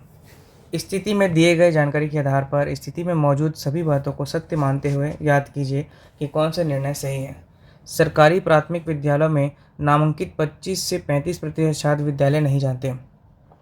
जो सरकारी प्राथमिक विद्यालय जो है, प्राइमरी स्कूल हैं, वहाँ 25 से 35% आपके छात्र विद्यालय नहीं जाते हैं। उनकी निर्णय क्या है, उनकी अनुपस्थिति के कारणों का पता लगाना चाहिए, बिल्कुल सही बात है। दूसरा निर्णय है विद्यालय से नाम खारिज कर दिया जाना चाहिए, तो ये तो गलत ही बात है, इसलिए केवल निर्णय एक ही सत्य होगा। ठीक है, चलो नेक्स्ट है, एक कंपनी अपने कामगारों की संख्या में 14 और 12 के अनुपात में कमी करती है। कितने कमी कर रही है यहाँ पर देखिए दोस्तों, 14:12 की कमी कर रही है, और उनके वेतन में 16:18 की वृद्धि कर रही है। वृद्धि कर रही है आपके किसमें, आपका सैलरी में, उनके सैलरी वेतन में कितना, 16 आपका 18 की आपका क्या कर रहा है, वृद्धि कर रहे हैं। तो अपने को क्या निकालना है, वृद्धि किसका हुआ है, वेतन का हुआ है, कमी किसका हुआ है, संख्या का हुआ है, और अपने को निकालना क्या है यहाँ पर कि वेतन का जो व्यय है, व्यय में वृद्धि हुआ है कि कमी हुआ है, ये देखना है। तो यहाँ पे क्या कर सकते हैं, अनुपात को अपन सरल बना लेते हैं, और तो 2 7 14, 2 6 12, 2 8 16, 2 9 18, ये हो गया आपका 8 7 56, और ये हो जाएगा 9 6 54। इसको और काट लेते हैं, 2 2 4, 2 8 16, 2 2 4, 2 7 14, तो 28:27 का सही उत्तर होगा दोस्तों। ठीक है, 28:27 की कमी है यहाँ पर। ठीक है, चलिए नेक्स्ट है, निम्नांकित चित्रों में x का मान क्या होगा। आप सभी को पता होगा कि ये एक क्वाड्रिलेटरल है, ठीक है, चतुर्भुज है, जिसके चारों भुजाओं का अंतःकोणों का मान कितना होता है, सबका योग 360 डिग्री होता है। ठीक, यहाँ पर सबका दिया हुआ है 45 45, 135 135। तो एक तरीका ये है कि सबको जोड़ करके 360 से घटा दो, या फिर आप सभी जानते हैं कि ये 45 है, ये 45 है, तो ये 135 है, तो ये भी कितना होगा, 135 डिग्री होगा। ऑप्शन नंबर 1 सही है। या फिर मैं आपको बताया हूँ कैसे करना है, 360 में क्या करना है आपको, माइनस 135 प्लस 90 कर लेंगे, कितना हो जाएगा दोस्तों, ये हो जाएगा 5 9 12 225। 225 घटा दीजिए, घटाने पे कितना आ जाएगा आपका, ये हो जाएगा 5, ये हो जाएगा 5 बचेगा, फिर 5 में से 3 1, 135 डिग्री आ रहा है दोस्तों। ठीक है, चलिए नेक्स्ट है, एक कपड़े की लंबाई 2 मीटर और चौड़ाई 100 मीटर है, 100 सेंटीमीटर है। देखिए यहाँ पर यूनिट का कन्वर्जन है, तो 1 मीटर में कितना सेंटीमीटर होता है दोस्तों, 100 सेंटीमीटर होता है, आप सभी को पता है। तो 2 मीटर में कितना होगा, 200 सेंटीमीटर, और उसका चौड़ाई कितना है, 100 सेंटीमीटर। हमको क्या निकालना है, क्षेत्रफल। क्षेत्रफल क्या होता है, L × B होता है। ठीक है, तो यहाँ पर आ जाएगा आपका 20,000 सेंटीमीटर स्क्वायर, इसका सही आंसर। ठीक, नेक्स्ट है, नीचे दिए गए प्रश्न में कथन 2 तथा 2 धारणाएं 1 और 2 दिए गए हैं। कथन को सत्य मानते हुए निर्णय करें कि उत्तरों को A, B, C तथा D में कौन सा एक तार्किक रूप से सही निकलता है। यदि वह बुद्धिमान है तो वह परीक्षा उत्तीर्ण करेगा। बात तो सही है, अगर वह बुद्धिमान है, कथन दिया है, कथन को सत्य मानना है, पहला चीज़ यहाँ पर लिखा हुआ है। यदि वह बुद्धिमान है तो वह परीक्षा उत्तीर्ण करेगा। ठीक है, धारणाएँ क्या क्या हो सकती हैं, उत्तीर्ण होने के लिए उसे बुद्धिमान होना चाहिए, बात तो सही है। कथन में लिखा है कि वह बुद्धिमान है तो वो परीक्षा उत्तीर्ण करेगा। उत्तीर्ण होने के लिए उसे बुद्धिमान होना चाहिए, बात सही है। वो परीक्षा में उत्तीर्ण होगा, बिल्कुल बुद्धिमान है तो वो उत्तीर्ण होगा, इसलिए दोनों ही इसमें यदि या तो धारणा 1 या 2 निहित होते हैं। नेक्स्ट है, निम्नलिखित लुप्त पद क्या है। देखिए यहाँ पर आपका कोडिंग है MK=169:1:1 प्रोपोर्शनल टू JH:what। ठीक है, तो यहाँ पर देखिए ABCDEFGHIJKLM, ठीक, NOPQRSTUVWXYZ। कोडिंग लिख लेते हैं सबका, 1 2 3 4 5 6 7 8 9 10 11 12 13। 14, 15, 16, 17, 18, 19, 20, 21, 22, 23, 24, 25 और ये 26 अल्फ़ाबेट्स, 26 आपके कोडिंग हो गया। यहाँ पे देखिए एम और के दिख रहा है। एम को क्या वैल्यू यहाँ पे आ रहा है, तो एम का वैल्यू जो दिख रहा है आपका 13 को अगर वर्क करेंगे तो क्या आता है 169 आता है, 169। इसका 13 का स्क्वायर करने से ये हो जाएगा आपका एम का वैल्यू। बटे में के का वैल्यू देखते हैं दोस्तों, के क्या बन रहा है यहाँ पर 11, तो 11 का वर्ग करते हैं तो कितना हो जाता है 121, मतलब कि ये स्टेट फॉलो कर रहा है।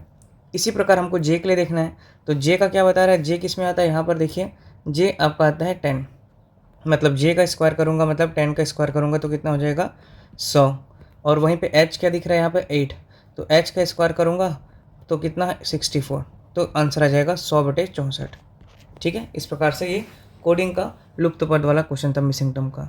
निम्नलिखित में से किसको आक्रामक व्यवहार माना जाता है, किसको एग्रेसिव आपका बिहेवियर माना जाता है और इसके वक्ता को की ओर से सबसे अधिक प्रतिक्रिया आने की संभावना होती है।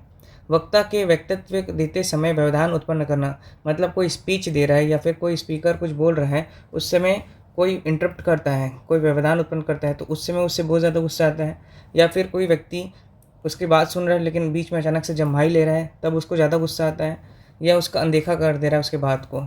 तो सबसे इम्पोर्टेंट है, अगर कोई समझा रहा है या कुछ कोई बता रहा है उसमें कोई आपका इंटरप्ट करता है या व्यवधान करता है तो वह बहुत ज़्यादा गुस्सा हो जाता है।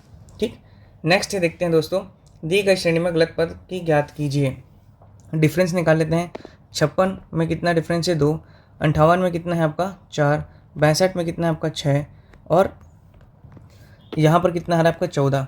तो ये जो आपका मिसिंग यही आपका क्या है गलत पद है, 84 इसलिए इसका आंसर हो जाएगा दोस्तों। ठीक है, चलिए नेक्स्ट देखते हैं। यहाँ पर बता रहा है, पूछ रहा है कि XYZ ये एक प्रकार का आपको चित्र बनाया गया है जिसमें बता रहा है L is parallel to M। L क्या बोल रहा है, समांतर है किससे, M से, और P क्या बोल रहा है, समांतर है किसके, Q के हैं। दोनों एक दूसरे को यहाँ पर क्या है बीच बीच में काट रही है रेखाएं।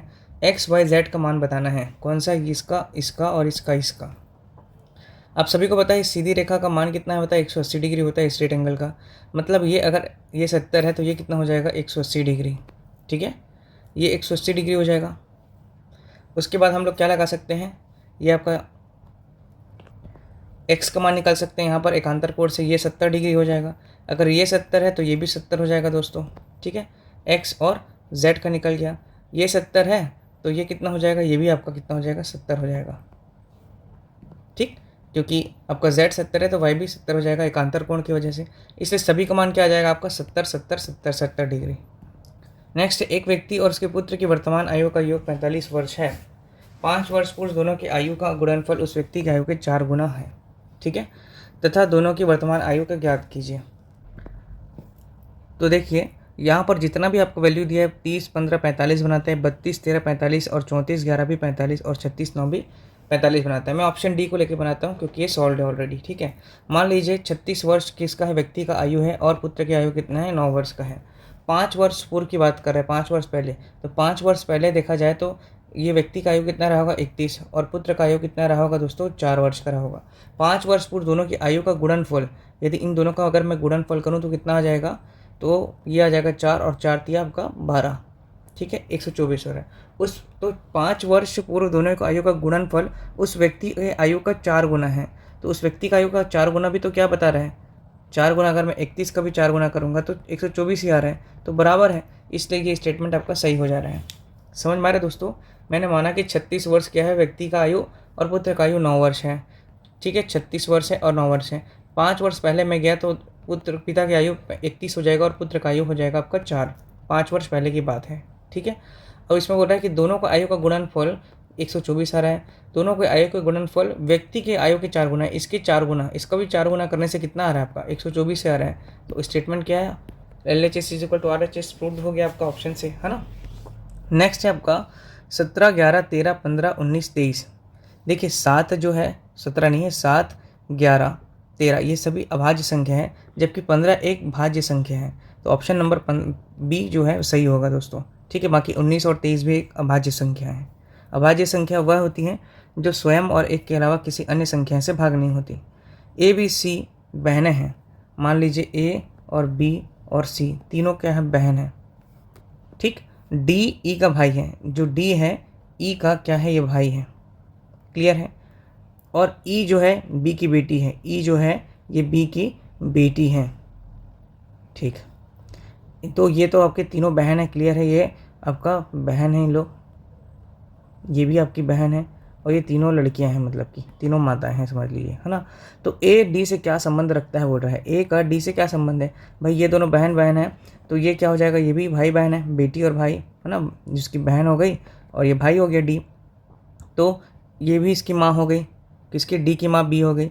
और बी का ए के यहाँ संबंध है, बहन है, तो बहन है, तो ए डी से क्या संबंध पूछ रहा है, ए का, तो ए जो है वो डी से कैसे संबंधित है, तो डी की वो क्या लग रही है यहाँ पर, भांजी हो जा रहा है, ठीक है।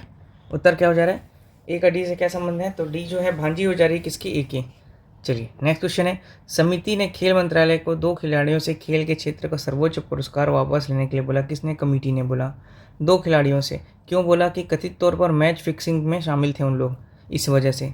निम्नलिखित में से कौन सा कथन समिति द्वारा खेल मंत्रालय के सक्षम रखे गए तर्क को कमजोर करेगा, मतलब कि जो समिति के द्वारा आपका स्टेटमेंट दिया गया है ना, कि पुरस्कार वापस लेना है, उसको कौन सा ऐसा बात है जो तर्क को उनके कमज़ोर करेगा, इस डिसीजन को उनको कमज़ोर करेगा। पहला, अतीत में अच्छा आचरण और खिलाड़ियों के खिलाफ सबूतों की कमी उनके खिलाफ मामले को बहुत कमज़ोर बनाती है।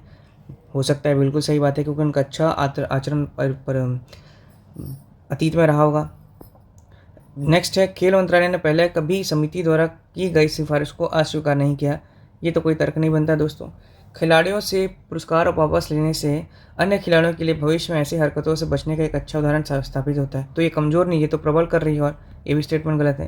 पहले भी ऐसे मामले आए हैं जहां बाद में कुछ कदाचार के कारण खिलाड़ियों से पुरस्कार वापस लेना पड़ा है, तो इसका भी कोई लॉजिक नहीं है। ये जो ऑप्शन सही है कि उनके जो डिसीजन को कमज़ोर बनाएगी, कि उनका जो अतीत में अच्छा आचरण था खिलाड़ियों का और खिलाड़ियों के खिलाफ सबूत की कमी उनके खिलाफ मामले को कमज़ोर बनाएगी, यही सत्य है। नेक्स्ट है, हाल ही में सरकारी निर्देश के अनुसार ग्रामीण क्षेत्रों में सभी बैंक शाखाओं को कंप्यूटरीकृत किया जाना चाहिए। ऐसा बता रहा है कि हाल ही में सरकार के द्वारा निर्देश दिया गया है कि ग्रामीण क्षेत्र में वहाँ की जो भी बैंक शाखा है उसको कंप्यूटरीकृत करना है, कंप्यूटराइज करना है। निम्नलिखित में से कौन सा कथन सरकार के तर्कों को फिर से कमजोर करेगा, ऐसा आ रहा है। पहला है, शहरी क्षेत्रों में बैंक शाखाओं के कंप्यूटरीकरण के उनके प्रदर्शन को अधिक कुशल और तेज बनाने में मदद मिलती है, तो ये तो प्रबल है, ये तो स्ट्रांग बना रहे हैं, कमज़ोर बनाने की बात कर रहे हैं। दूसरा, बैंकों में कुशल और योग्य जनशक्ति की कमी, बैंकों में जो कुशल हैं और योग्य जनशक्ति की कमी, ये इंपॉर्टेंट है, कमी को कंप्यूटर द्वारा उपयुक्त रूप से प्रतिस्थापित किया जा रहा है, ये बात तो सत्य है। दूसरी बात, तीसरा है, ग्रामीण क्षेत्रों में गैर कंप्यूटरीकृत ब्रांच भी समकक्षों की कंप्यूटरीकृत की तरह कुशल साबित हुई हैं। ग्रामीण क्षेत्र में जो नॉन कंप्यूटराइज ब्रांचें हैं वो समकक्ष की कंप्यूटरीकृत की तरह कुशल साबित हुई हैं। अच्छा, ठीक बात है ये भी।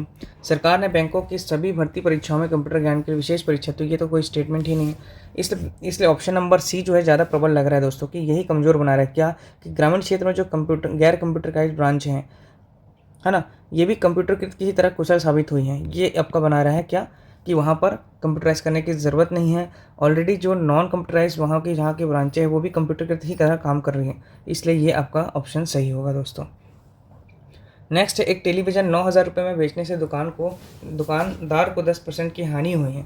वह टेलीविज़न कितने मूल्य पर बेचे कि उसे 15% का लाभ हो। देखिए, टेलीविज़न 9,000 रुपये में बेचने से दुकानदार को 10% की हानि हो रही है, 10% का हानि हो रहा है, ठीक है। और उसको क्या बोल रहा है, वह टेलीविज़न कितने रुपये में बेचे कि 15% का लाभ हो उसको, कितना परसेंट का, उसको 15% का लाभ, मतलब वो बेचा कितना, आपका 90 में बेचा है ना, ये आपका 9,000 हो गया। उसको 115% का उसको क्या करना है, लाभ कमाना है दोस्तों, तो डायरेक्ट 115% निकाल लेते हैं। 9,000 बटे 90 इंटू आपका हो गया 115, शून्य शून्य कटा 9 एकम ये शून्य, तो 11,000 आपका आ गया दोस्तों 500, सही उत्तर इसका, ठीक है। चलिए नेक्स्ट क्वेश्चन है, प्रश्न में 3 कथनों के बाद 4 निष्कर्ष 1, 2, 3, 4 दिए गए हैं। आपको कथन में दिए गए सभी तथ्यों को सत्य मानना है। कथन में जो भी दिया सभी तथ्यों को सत्य मानना है, भले ही वह सामान्य रूप से ज्ञात तथ्यों से भिन्न प्रतीत होते हैं। तय करें कि आप निष्कर्षों में कौन सा कथनों को तर्क रूप का पालन करेंगे। कुछ फल फूल हैं, तो ये आपका वेन डायग्राम वाला क्वेश्चन है दोस्तों।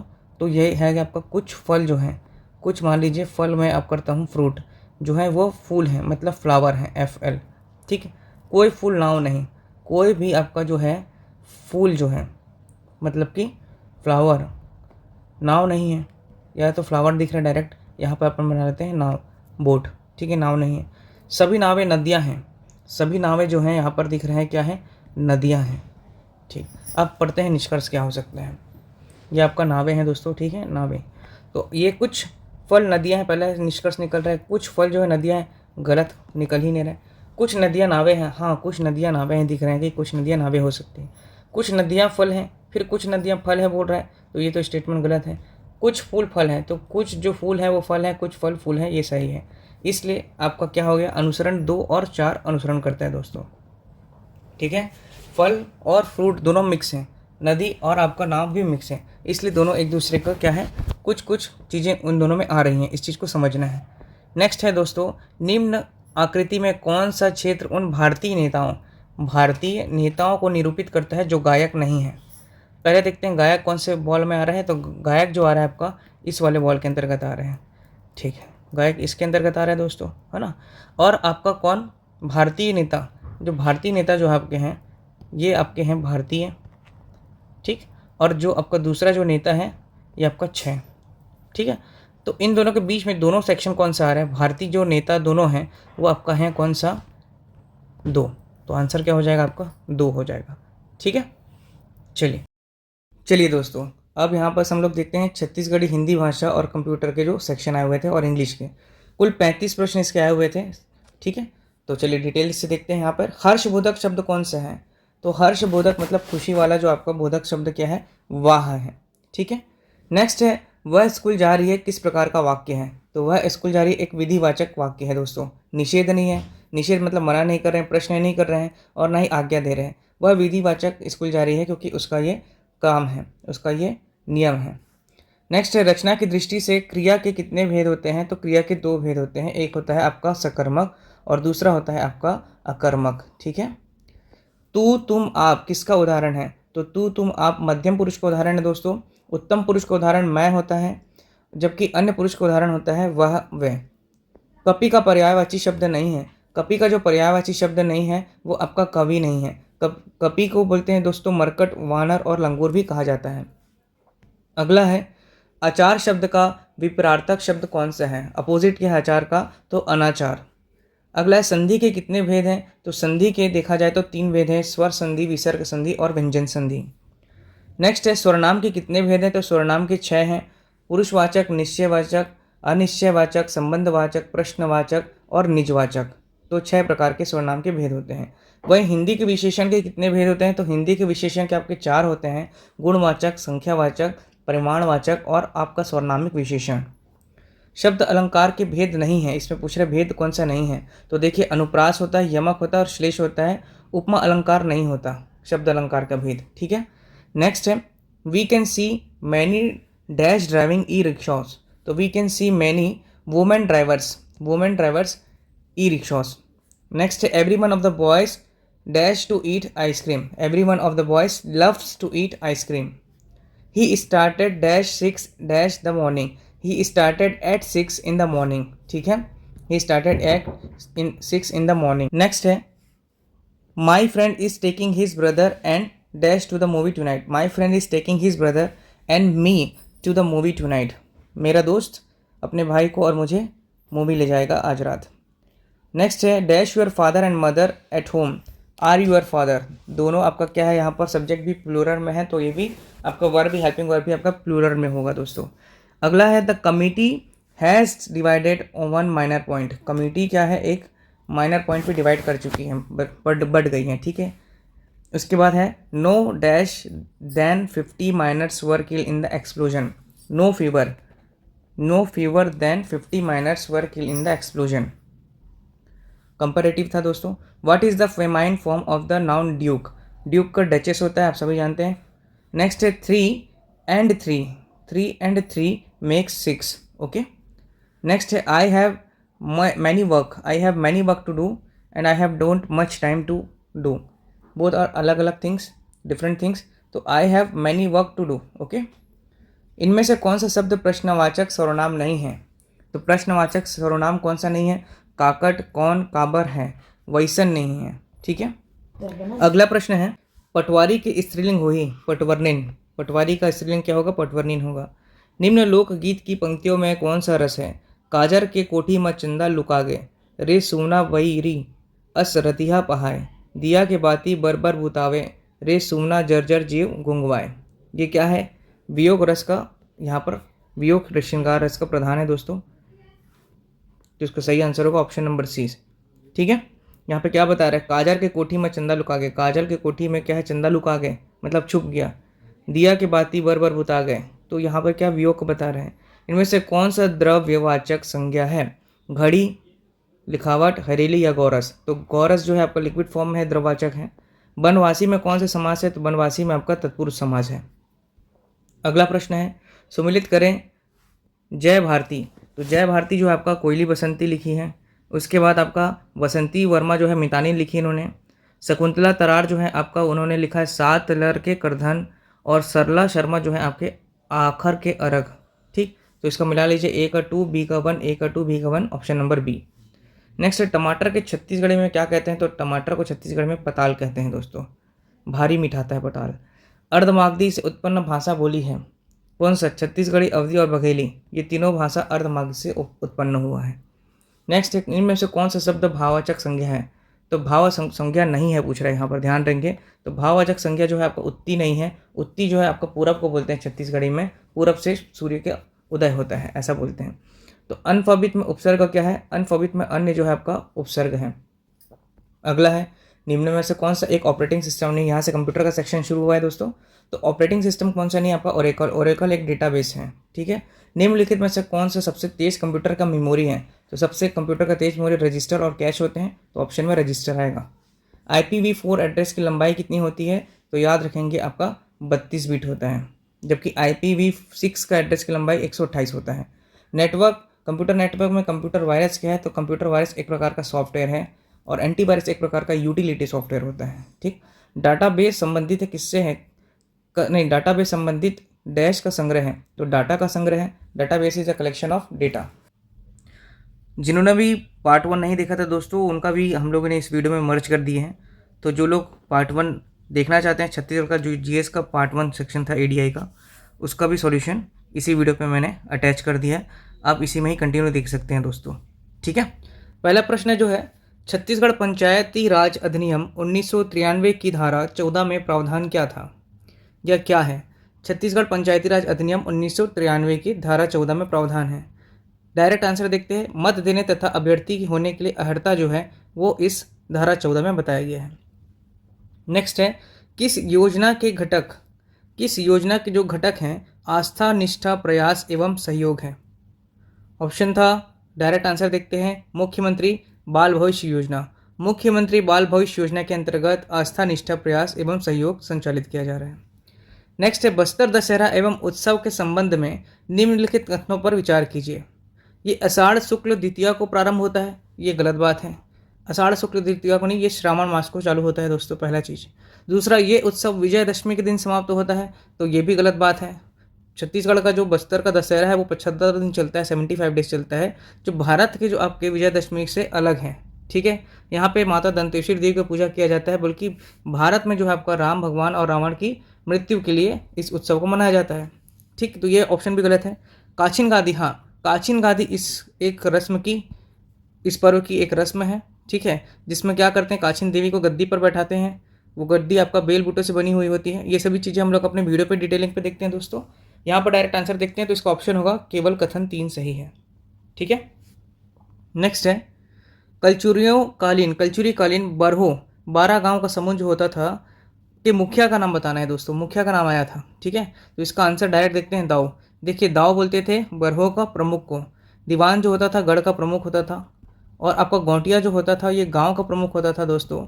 जबकि महामंडलेश्वर जो होता था आपका वो देश और जनपद, देश या फिर आपका जो जनपद है उसका जो प्रमुख होता था उसे बोलते थे। ठीक है, और बरहो का कौन होता था प्रमुख? दाऊ। तो इसका आंसर क्या हो जाएगा? ए। नेक्स्ट है, छत्तीसगढ़ में कुल टाइगर रिजर्व की संख्या कितनी है? अच्छा, क्वेश्चन पेपर जो सेट करने वाला बहुत स्मार्ट सेट किया है। मैथ्स के जो क्वेश्चन दिए थे काफ़ी इजी थे, बेसिक के क्वेश्चन थे। यदि आपका बेस क्लियर है तो आपसे ज़रूर से बना होगा। इसीलिए मैं हमेशा अपने क्लासेस में बेसिक कॉन्सेप्ट क्लियर कराता हूँ, मेन फंडा क्लियर कराता हूँ। आज का जिन्होंने पेपर बनाया होगा या जो हमसे पढ़ रहे होंगे जोड़ करके, या जिनका बेसिक स्ट्रॉन्ग होगा, वो ईजिली पेपर सॉल्व किए होंगे दोस्तों। मैथ्स के क्वेश्चन में ज़रा भी ज़्यादा कॉम्प्लेक्सिटी नहीं रखा गया था। डायरेक्ट आंसर आ रहा था, है ना। तो जिनका बेसिक स्ट्रॉन्ग रहा होगा वो उनका मैथ्स रीजनिंग का सेक्शन ज़रूर बना होगा। हाँ, पेपर लेंथी ज़रूर था, पेपर पढ़ने में ज़्यादा टाइम लग रहा था, दैट इज़ करेक्ट। ठीक है, तो यहाँ पर प्रश्न देखते हैं, छत्तीसगढ़ में कुल टाइगर रिजर्व की संख्या। देखिए यहाँ पर ऑप्शन में उपरोक्त में से कोई नहीं, ये इसका सही होगा। छत्तीसगढ़ में वर्तमान में अब 4 टाइगर रिजर्व हैं। आपको पता होगा, एक इंद्रावती टाइगर रिजर्व है, एक उदयंती और सीता नदी टाइगर रिजर्व है, एक अचानकमार टाइगर रिजर्व है, और चौथा जो वर्तमान में अभी गुरु घासीदास तमोर पिंगला देश का 56वां टाइगर रिजर्व है, जो कि चौथा टाइगर रिजर्व है छत्तीसगढ़ का। ठीक है, नेक्स्ट क्वेश्चन देखिए, तो इसका उत्तर होगा दोस्तों उपरोक्त में से कोई नहीं, क्योंकि छत्तीसगढ़ में भी 4 टाइगर रिजर्व है ना। वर्ष 2025 में 24-25 बजट में कुल राजस्व अधिकाय अनुमानित कितना है? डायरेक्ट आर्थिक सर्वेक्षण में ये दिया हुआ है दोस्तों कि राजस्व अधिकाय कितना है, 1059.99। काफ़ी लोग इसमें कंफ्यूज होकर मार देंगे अगर ये ऑप्शन नहीं देखेंगे तो, इसलिए, लेकिन इसका एग्जैक्ट डेटा क्या है, 1059.99 है करोड़। ओके, नेक्स्ट है, कडप्पा सेल समूह का आधारी संस्थान माना जाता है। कडप्पा सेल समूह का आधारी संस्थान काफ़ी बार पीएससी में आ चुका है क्वेश्चन, इसका सही उत्तर है दोस्तों क्वार्टजाइट। कडप्पा सेल समूह का आधारी संस्थान माना जाता है क्वार्टजाइट को। ठीक है, नेक्स्ट है, छत्तीसगढ़ औद्योगिक नीति 2019 से 24 में औद्योगिक विकास के आधार पर विकासखंडों को श्रेणीकृत किया गया। सभी लोग 2000 अभी 24 से लेकर के 30 का औद्योगिक नीति पढ़ के गए, लेकिन 2019-24 का जो पढ़े होंगे या जिनको जानकारी रहा होगा उनसे ये प्रश्न बन पाया होगा। ठीक है, सूची 1 से सूची 2 को सम्मिलित करना था इसमें, है ना। औद्योगिक विकास का जो श्रेणी है और विकास खंड का नाम। ठीक, तो इसमें जो है आपका सिमगा जो था, ये जो है आपका विकसित क्षेत्र में आता है, जबकि पलारी जो है विकासशील क्षेत्र में, जगदलपुर जो है आपका वो पिछड़ा क्षेत्र में, और प्रतापपुर जो सूरजपुर जिले का है वो अति पिछड़ा क्षेत्र में। तो जहाँ ए का 4 दिख रहा है दोस्तों, ये दिख रहा है ए का 4, ए का 4, बी का 1, बी का 1, तो इसका आंसर सी हो जाएगा। ठीक है, ध्यान रखिएगा, इसको मैं आपका आर्थिक सर्वेक्षण से निकाल करके बता रहा हूँ, एग्जैक्ट डेटा है दोस्तों। ठीक, नेक्स्ट है, लिंगोपाटा गीत किस जनजाति द्वारा गाया जाता है? काफ़ी लोग कंफ्यूज हो रहे थे इसमें, डायरेक्ट आंसर है प्रधान जनजाति। प्रधान जनजाति के द्वारा लिंगोपाटा गीत गाया जाता है। नेक्स्ट है, छत्तीसगढ़ पंचायती राज अधिनियम 1993 के अनुसार निम्नलिखित में से कौन सा कथन सही है? देखिए, जिन्होंने अभी वीडियो का तैयारी किया होगा, पंचायती राज का जो प्रावधान पढ़ा है उनसे ज़रूर से ये प्रश्न बना होगा, या जो लोग पंचायती राज पढ़ के गए होंगे उनसे भी ये क्वेश्चन अवश्य बना रहा होगा दोस्तों। तो इसका डायरेक्ट आंसर मैं आपको बताता हूँ, धारा 51 में राज्य सरकार की कतिपय कृतियों को जनपद पंचायत द्वारा पंचायत को सौंपा जाना, यह इसका प्रावधान है। ठीक है, नेक्स्ट क्वेश्चन है, छत्तीसगढ़ राज्य का पहला एआई डेटा सेंटर कहाँ प्रस्तावित है? मैं आपको कल ही के करंट अफेयर्स में कराया था दोस्तों, इसका सही उत्तर है नवा रायपुर। नवा रायपुर में छत्तीसगढ़ राज्य का पहला एआई डेटा सेंटर बनाया जा रहा है। ठीक, अगला प्रश्न है, महाशिवगुप्त बाला अर्जुन पांडुवंशी शासक, उनकी राजधानी क्या थी? सिरपुर थी। ठीक है, चलिए, ये सभी हमने अपने लेक्चर्स में कंप्लीट किया है। इसमें से बहुत सारे क्वेश्चंस जो हैं हमारे थ्योरी और एमसीक्यू क्लास में डली हुई है दोस्तों। यदि आपने चैनल सब्सक्राइब नहीं किया तो आप ज़रूर से सब्सक्राइब करके हमारे माध्यम से आप निःशुल्क पूरा तैयारी कर सकते हैं सीजीपीएससी और सीजी व्यापम के लिए। ठीक है, नेक्स्ट है, जनजातीय नाट्य भद्रा नाट्य के सदस्य को कहा जाता है नाटकोरिया। संभवतः इसका उत्तर यही होगा दोस्तों, आंसर चेक करेंगे, इसका ऑथेंटिक नहीं मिल पाया, बट संभवतः इसका आंसर नाटकोरिया होना चाहिए। यदि आपको उत्तर पता है एग्जैक्ट तो प्लीज़ आप कमेंट में आंसर करेंगे दोस्तों इसके बारे में। ठीक है, नेक्स्ट क्वेश्चन देखते हैं, कौन सी नदी प्रवाह प्रणाली छत्तीसगढ़ से संबंधित है? तो आप सभी जानते हैं छत्तीसगढ़ का जो उत्तरी संभाग वाला जो क्षेत्र है वहाँ का जो अपवाह तंत्र है वो सोनगंगा अपवाह तंत्र के अंतर्गत आता है, जबकि आपका दक्षिण जो क्षेत्र है छत्तीसगढ़ का बस्तर संभाग वो गोदावरी अपवाह तंत्र के अंतर्गत आता है, इसलिए ये कथन सत्य है, ऑप्शन नंबर सी। नेक्स्ट है, जिंक क्या है? जिंक एक जैव पौध पोषक तत्व है, बायोप्लांट न्यूट्रिएंट एलिमेंट है, याद रखेंगे। ठीक है, हमारे साइंस की क्लास में इसको बताया गया था, देखिएगा बायो सीरीज में। नेक्स्ट क्वेश्चन है, छत्तीसगढ़ की किस जनजाति द्वारा मेघनाथ खंभ का निर्माण किया जाता है? देखिए, मेघनाथ खंभ का जो निर्माण है वो गोंड जनजाति किया जाता है, और गोंड जनजाति के 41 जनजाति के उप समूह है, उपजाति जनजाति समूह है। इसमें आपका मोरिया, मारिया, अबुझ माड़िया आता है, लेकिन कोरकू नहीं आता, भद्रा नहीं आता, पंडो नहीं आता, तो इसका उत्तर क्या होगा? उपरोक्त में से कोई नहीं। बहुत स्मार्टली जिन्होंने भी बनाया ये पेपर सेट किया है एकदम। ठीक है, नेक्स्ट है, कृषि मजदूर दक्षता उन्नयन, ये जो है आपका कार्य सरलीकरण एवं समय बचत से संबंधित है। ठीक, पहला वाला। शाकंभरी योजना, इसे पढ़ें दोस्तों, ये सिंचाई संसाधन के विकास के लिए है। तालाब निर्माण योजना जो है सुरक्षात्मक सिंचाई उपलब्धता के लिए है, और किसान समृद्धि योजना जो है फसल संग्रहता एवं वृद्धि के लिए है। तो ए का 2, ए का बी दिख रहा है, ये वाला ऑप्शन है, बी का सी, ठीक है, और सी का डी और 4 का ए। ठीक, ऑप्शन नंबर बी। नेक्स्ट है निम्न में कल्चुरी शासन व्यवस्था के अनुसार सम्मिलित कीजिए। देखिए अभी बताया ग्राम का जो मुखिया होता है उसको गोंटिया बोलते हैं, 12 ग्रामों का मुखिया जिसे बरहो बोलते हैं उसे क्या बोलते हैं, मुखिया को दऊ। 84 ग्रामों का प्रभारी जो होता है गढ़ में वो होता है दीवान, जबकि राज्य का प्रमुख जो होता है राजा कहलाता है। ठीक, तो इसलिए ए का 2 बी का 1, ए का 2 बी का 1 ये हो गया। ठीक है, नेक्स्ट देखते हैं वर्ष 2025 में छत्तीसगढ़ शासन ने राज्य में जैविक खेती को बढ़ावा देने के लिए कितने जिलों को पूर्ण जैविक जिला बनाने का निर्णय लिया था। ये आपका आंसर है दोस्त यार। ठीक है, ये ऑलरेडी पुराना डेटा है, ये आपका हो गया एक। सुकमा को याद रखना है दोस्तों, सुकमा है एक, बीजापुर है, ठीक है, नारायणपुर है, दंतेवाड़ा और एक आपका है गरियाबंद। ठीक, तो ये आपका हो गया 5। तो छत्तीसगढ़ राज्य में जैविक खेती को बढ़ावा देने के लिए 5 जिलों को पूर्ण जैविक जिला बनाया गया है, जैविक खेती को बढ़ावा देने के लिए। ठीक है, यदि आपको याद होगा दोस्तों कमेंट में आप बताइएगा कि भारत देश का प्रथम जैविक राज्य कौन सा है। भारत देश का प्रथम जैविक राज्य किसे घोषित किया गया था। नेक्स्ट क्वेश्चन है सतत विकास के लक्ष्य हैं गरीबी का अंत, सही है। भुखमरी पर समाप्त करना ये भी सही है। किफ़ायती एवं स्वच्छ ऊर्जा ये भी सही है, इसलिए इसका उत्तर उपरोक्त सभी है। अगला है खारून और शिवनाथ नदी। देखिए खारून और शिवनाथ नदी का जो संगम होता है वो सोमनाथ में होता है, बलौदा बाजार में। शिवनाथ महानदी और जोंक नदी ये जो है आपका ये शिवरीनारायण में होता है। डंकनी शंखनी माता दंतेश्वरी का मंदिर कहाँ, आपका दंतेवाड़ा। और महानदी और माण देख लिया जाए तो ये हो गया आपका चंद्रपुर में। ठीक, तो ए का 3, बी का 1, सी का 2, सी का 4 और डी का 2, तो इसका ऑप्शन सही हो जाएगा डी। ठीक है, चलिए नेक्स्ट क्वेश्चन देखते हैं।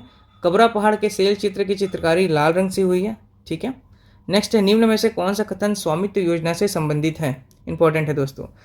स्वामित्व योजना जो है ड्रोन तकनीक से भूमि स्वामियों को रिकॉर्ड तैयार करने से संबंधित है, मतलब ये तो सही है। देखिए संबंधित नहीं है जो पूछ रहा है उसके बताना है, तो ये कंटेंट तो सही है, ये आपका ऑप्शन। दूसरा केंद्र शासन द्वारा संचालित योजना है, ये भी बिल्कुल सही बात है। तीसरा छत्तीसगढ़ राज्य में संचालित नहीं है, तो ये गलत है, छत्तीसगढ़ राज्य में संचालित है दोस्तों।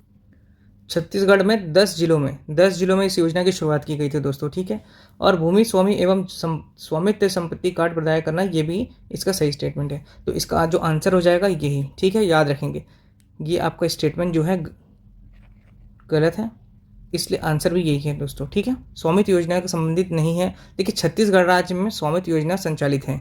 ठीक, ये कथन गलत है। नेक्स्ट है चूल माटी रस्म का उद्देश्य क्या है। देखिए शादी होता है तो शादी में चूल माटी एक रस्म है, तो तालाब से अगर मिट्टी ला करके चूल्हा बनाने का ये क्या है आपका रस्म है, याद रखेंगे। ठीक, नेक्स्ट है छत्तीसगढ़ राज्य में वर्तमान में अवर्गीकृत वन का क्षेत्रफल कितना है, तो 9874.13 स्क्वायर किलोमीटर। ठीक है, नेक्स्ट है छत्तीसगढ़ में पुरातात्विक पर्यटन हेतु प्रसिद्ध पुरातत्व स्थल पचराही किस जिले में स्थित है, तो याद रखेंगे कबीरधाम जिले में, कवर्धा में पचराही पुरातात्विक स्थल है। अगला है छत्तीसगढ़ में विधवा एवं परित्यक्त महिलाओं को आर्थिक सहायता देने की योजना है, सुखद सहारा योजना भी है और मुख्यमंत्री पेंशन योजना भी है, इसका उत्तर हो जाएगा ऑप्शन सी। नेक्स्ट है छत्तीसगढ़ का ग्लूकोनाइट उत्पादक। देखिए ये आर्थिक सर्वेक्षण में दिया हुआ है ग्लूकोनाइट, ये आपका महासमुंद जिला से आपका ग्लूकोनाइट का उत्पादन किया जा रहा है। नेक्स्ट है निम्नलिखित जनूला का उत्तर देखिए। पहाड़ है पर पखरा नहीं है, नदी है पर जल नहीं है, शहर है पर मनखे नहीं है, वन है पर वृक्ष नहीं है। काफ़ी लोग इसमें अकाल लगा के आए हैं, पर इसका आंसर अकाल नहीं होगा दोस्तों, इसका उत्तर है नक्शा। नक्शा में ये सभी चीज़ जानकारी रहता है कि यहाँ पर आपका क्या है, नदी है पर उसमें वास्तविक में नक्शे में जल नहीं रहता है, शहर दिखाता है पर लोग नहीं दिखाते, वन है मतलब वृक्ष है पर उसमें वहाँ पे फॉरेस्ट है पर वृक्ष नहीं रहते हैं। ठीक है, इसलिए इसका उत्तर क्या है, मैप, नक्शा। ठीक है, नेक्स्ट है शहीद वीर नारायण सिंह को दिसंबर 1857 में गिरफ्तार कर किसके कोर्ट के समक्ष पेश किया गया था, तो उस समय आपका कौन था, डिप्टी कमिश्नर चार्ल्स सी इलियट, तो इसलिए इसका आंसर इलियट होंगे। छत्तीसगढ़ पंचायती राज अधिनियम 1993 धारा 39 में बताया गया है पंचायत के पदधारी का निलंबन। ठीक है, पंचायत के पदधारी का निलंबन बताया गया है दोस्तों। बालमदेही नदी किस अभयारण्य से होकर गुजरती है, तो इसका आंसर है बारनवापरा। और बारनवापरा अब आपका अभयारण्य कहाँ पर है दोस्तों, तो याद रखेंगे बलौदा बाजार जिले में है। ठीक है, तो बलमदेही नदी कहाँ से बहती है, आपका बारनवापरा अभयारण्य से। ठीक है, और बलौदा बाजार जिले में ये बारनवापरा अभयारण्य पड़ता है। अगला है छत्तीसगढ़ के कितने जिले प्रधानमंत्री जनमन अभियान में सम्मिलित हैं, लोग इसमें उपरोक्त कोई नहीं लगा के आए क्योंकि सोचे होंगे 33 जिले में है। नहीं, इसका सही डायरेक्ट आंसर है दोस्तों 18। 18 जिलों में प्रधानमंत्री जनमन अभियान सम्मिलित किया गया है। अगला प्रश्न है, तातापानी भूतापी विद्युत उत्पादन हेतु जियोलॉजिकल प्रोग्रेस रिपोर्ट DGPR तैयार किया गया है NTPC के द्वारा। ठीक है, हमारा करंट में ये सब चीज़ जानकारी दी गई थी दोस्तों, पहले के करंट अफेयर्स में ये सब चीज़ें बताया गया था, इसलिए आप लोग निरंतर पढ़ते रहें। नेक्स्ट है, पायतासूर मतलब अपहरण विवाह, लमसेना मतलब सेवा विवाह, गुरावट मतलब विनिमय विवाह और परिगंधन मतलब हो गया आपका वधु मूल्य देकर विवाह। तो A का 2 B का 1, A का 2 B का 1 ये दो जगह दिख रहा है। इसके बाद गुरावट हो गया विनिमय विवाह, C का हो जाएगा आपका 4, तो C का 4 ये दिख रहा है और D का 3 ये। ऑप्शन नंबर A इसका सही है दोस्तों। चलिए नेक्स्ट है, उराव जनजाति के प्रमुख पर्व सरहुल का संबंध किससे है? तो साल वृक्ष से है। ठीक है, साल वृक्ष में जो आपका सरना देवी निवास करती है। ठीक है, उराव जनजाति से संबंधित है आपका साल वृक्ष। नेक्स्ट है, छत्तीसगढ़ में नगर निगम परिषद को पद मुक्त करने का अधिकार उपरोक्त में से कोई नहीं। ये राज्य सरकार के पास से है दोस्तों, राज्य सरकार ही नगर निगम परिषद को पद मुक्त कर सकती है। नेक्स्ट क्वेश्चन है, छत्तीसगढ़ के पांडुवंशी का स्वर्ण युग किसके समय को कहा गया है? तो महाशिवगुप्त बाला अर्जुन, महाशिवगुप्त बाला अर्जुन जिन्होंने सिरपुर के लक्ष्मण मंदिर का कार्य पूरा करवाया था दोस्तों। छत्तीसगढ़ राज्य बजट 2025-26 प्रयुक्त शब्द गति में आई से क्या आशय है? तो आई जो है आपका औद्योगिक विकास से संबंधित है। जिन्होंने उद्योग विभाग का आज पेपर दिया है उन्हें ये उत्तर जरूर से लगाना चाहिए था दोस्तों। नेक्स्ट है सिहावा, सिहावा और यहाँ पर दिया हुआ है क्या? पहाड़ी दिया हुआ है और समुद्री सतह से ऊंचाई का दिया हुआ है दोस्तों। तो इसका संभवतः उत्तर होना चाहिए सिहावा जो है आपका 586 मीटर के अप्रॉक्स है। तो आंसर ए होना चाहिए इसका। अब आयोग क्या उत्तर लेता है इसे देखेंगे दोस्तों। ठीक है, नेक्स्ट क्वेश्चन है, निम्नलिखित आभूषणों को शरीर में से सिर के पांव की ओर पहनिए। सबसे पहले देखिए आपका नागमोरी जो है आपका कलाई में पहना जाता है पहला चीज़। तो तरकी लुरकी ये सब आपका कहाँ पहना जाता है? तो कान में पहना जाता है। चुटकी जो है आपका अंगूठे में पहना जाता है पाँव में, जबकि सूता है आपका गला में पहना जाता है। ठीक है, ध्यान रखेंगे। तो सबसे पहले कौन सा आ रहा है? कान आ रहा है दोस्तों, तो 4। ठीक है, कान के बाद आपका गला आ रहा है मतलब 1। उसके बाद आपका क्या है? नागमोरी कलाई, और फिर चुटकी जो है पाँव के अंगूठे में पहनते हैं। तो ये ऑप्शन नंबर ए इसका सही होगा। छेड़ता, छेड़ता अर्थात छेरछेरा, ये पोष की पुन्नी को मनाया जाता है छेरछेरा। ठीक है, छत्तीसगढ़ राज्य में national e governance plans NEGP के अंतर्गत संचालित परियोजना है common service centre, state data centre, national e governance service delivery gateway and Indian portal और CCTNS। तो इसका आंसर है 1, 2, 3, 4 सभी सत्य है। नेक्स्ट है, खारंग नदी परियोजना अंतर्गत निर्मित बांध जो है आपका खूंटा घाट बांध है, बिलासपुर के निकट अवस्थित है ये। 7वीं-8वीं शताब्दी के दौरान किस नल शासक में राजीव लोचन मंदिर बिलासतुंग ने बनवाया था? ठीक है, नेक्स्ट है, श्री हेमचंद मांझी जिन्हें 2024 का पद्मश्री मिला था। मैं आपको बताया था दोस्तों 2024 का पद्मश्री सम्मानित किया गया था हेमचंद मांझी जी को भी, और ये औषधि पौधों के विशेषज्ञ हैं। ठीक है, नेक्स्ट क्वेश्चन है, निम्नलिखित जनोला का उत्तर दीजिए। बोअत देखे बटुरा जामत में कुसियार, मतलब होने के समय बटुरा जैसे होता रहता है, लेकिन जैसे जब बढ़ जाता है जाम जाता है तो वो कुसियार गन्ने के जैसे हो जाता है। 2.5 महीना के छोकरा, 2.5 महीना लगता है इसको, और दाढ़ी मूछा में खुद होशियार, मतलब बहुत सारा दाढ़ी मूछा हो जाता है। किसका? अभी भुट्टा खा रहे हैं सब लोग, तो भुट्टा के लिए ये एक जनौला था दोस्तों। चलिए नेक्स्ट क्वेश्चन है, पर्यटन स्थल बत्तीसा मंदिर छिंदरनाग मस्जिद से संबंधित मंदिर है दोस्तों, बारसूल में स्थल है दंतेवाड़ा में। ठीक है, छत्तीसगढ़ में कलचुरी वंश का वास्तविक संस्थापक कलिंगराज तुम्मान को अपनी राजधानी बनाया था इन्होंने 1000 ईस्वी में। ठीक है, नेक्स्ट है, किस लोकगीत गायन में रागी नहीं होते? देखिए बरतरी में होते हैं, पंडवानी में भी होते हैं, जस गीत में भी होते हैं, लेकिन चंदेनी में नहीं होते। ठीक है, तो इसका सही उत्तर होगा चंदेनी। तो इस प्रकार से यह होगा आपके पूरे 150 क्वेश्चन के सॉल्यूशन और आंसर्स दोस्तों। उम्मीद करता हूँ आपका सभी का पेपर अच्छा गया होगा। और कट ऑफ की बात करें तो यहाँ पर देखने वाली बात है कि छत्तीसगढ़ का जो आपका सेक्शन था, छत्तीसगढ़ में तकरीबन 40 क्वेश्चन आपके ना बनाने लायक थे। ठीक है, छत्तीसगढ़ में 40 क्वेश्चन ऐसे थे जो इजी एंड मॉडरेट और ठीक ठाक थे, जो 40 क्वेश्चन अटैम्प्ट किया जा सकता था। वही अगर मैथ्स रीजनिंग का बात किया जाए तो मैथ्स रीजनिंग बहुत ईजी था, 65 में से 60 क्वेश्चन के आसपास आपका सही करने के लायक थे। जबकि आपका ये जो आपका हिंदी, इंग्लिश, आपका छत्तीसगढ़ी भाषा और आपका कंप्यूटर, ये आपका 35 क्वेश्चन है। तो 35 में आप मान के चलिए 32 प्लस या आपका 33 प्लस जिन्होंने बनाया होगा उनका ये सिलेक्शन कट ऑफ होगा कम से कम। तो ये हो गया 6, 4, 10 और 130। 130 का मोटा मोटा ये आंकड़ा है दोस्तों।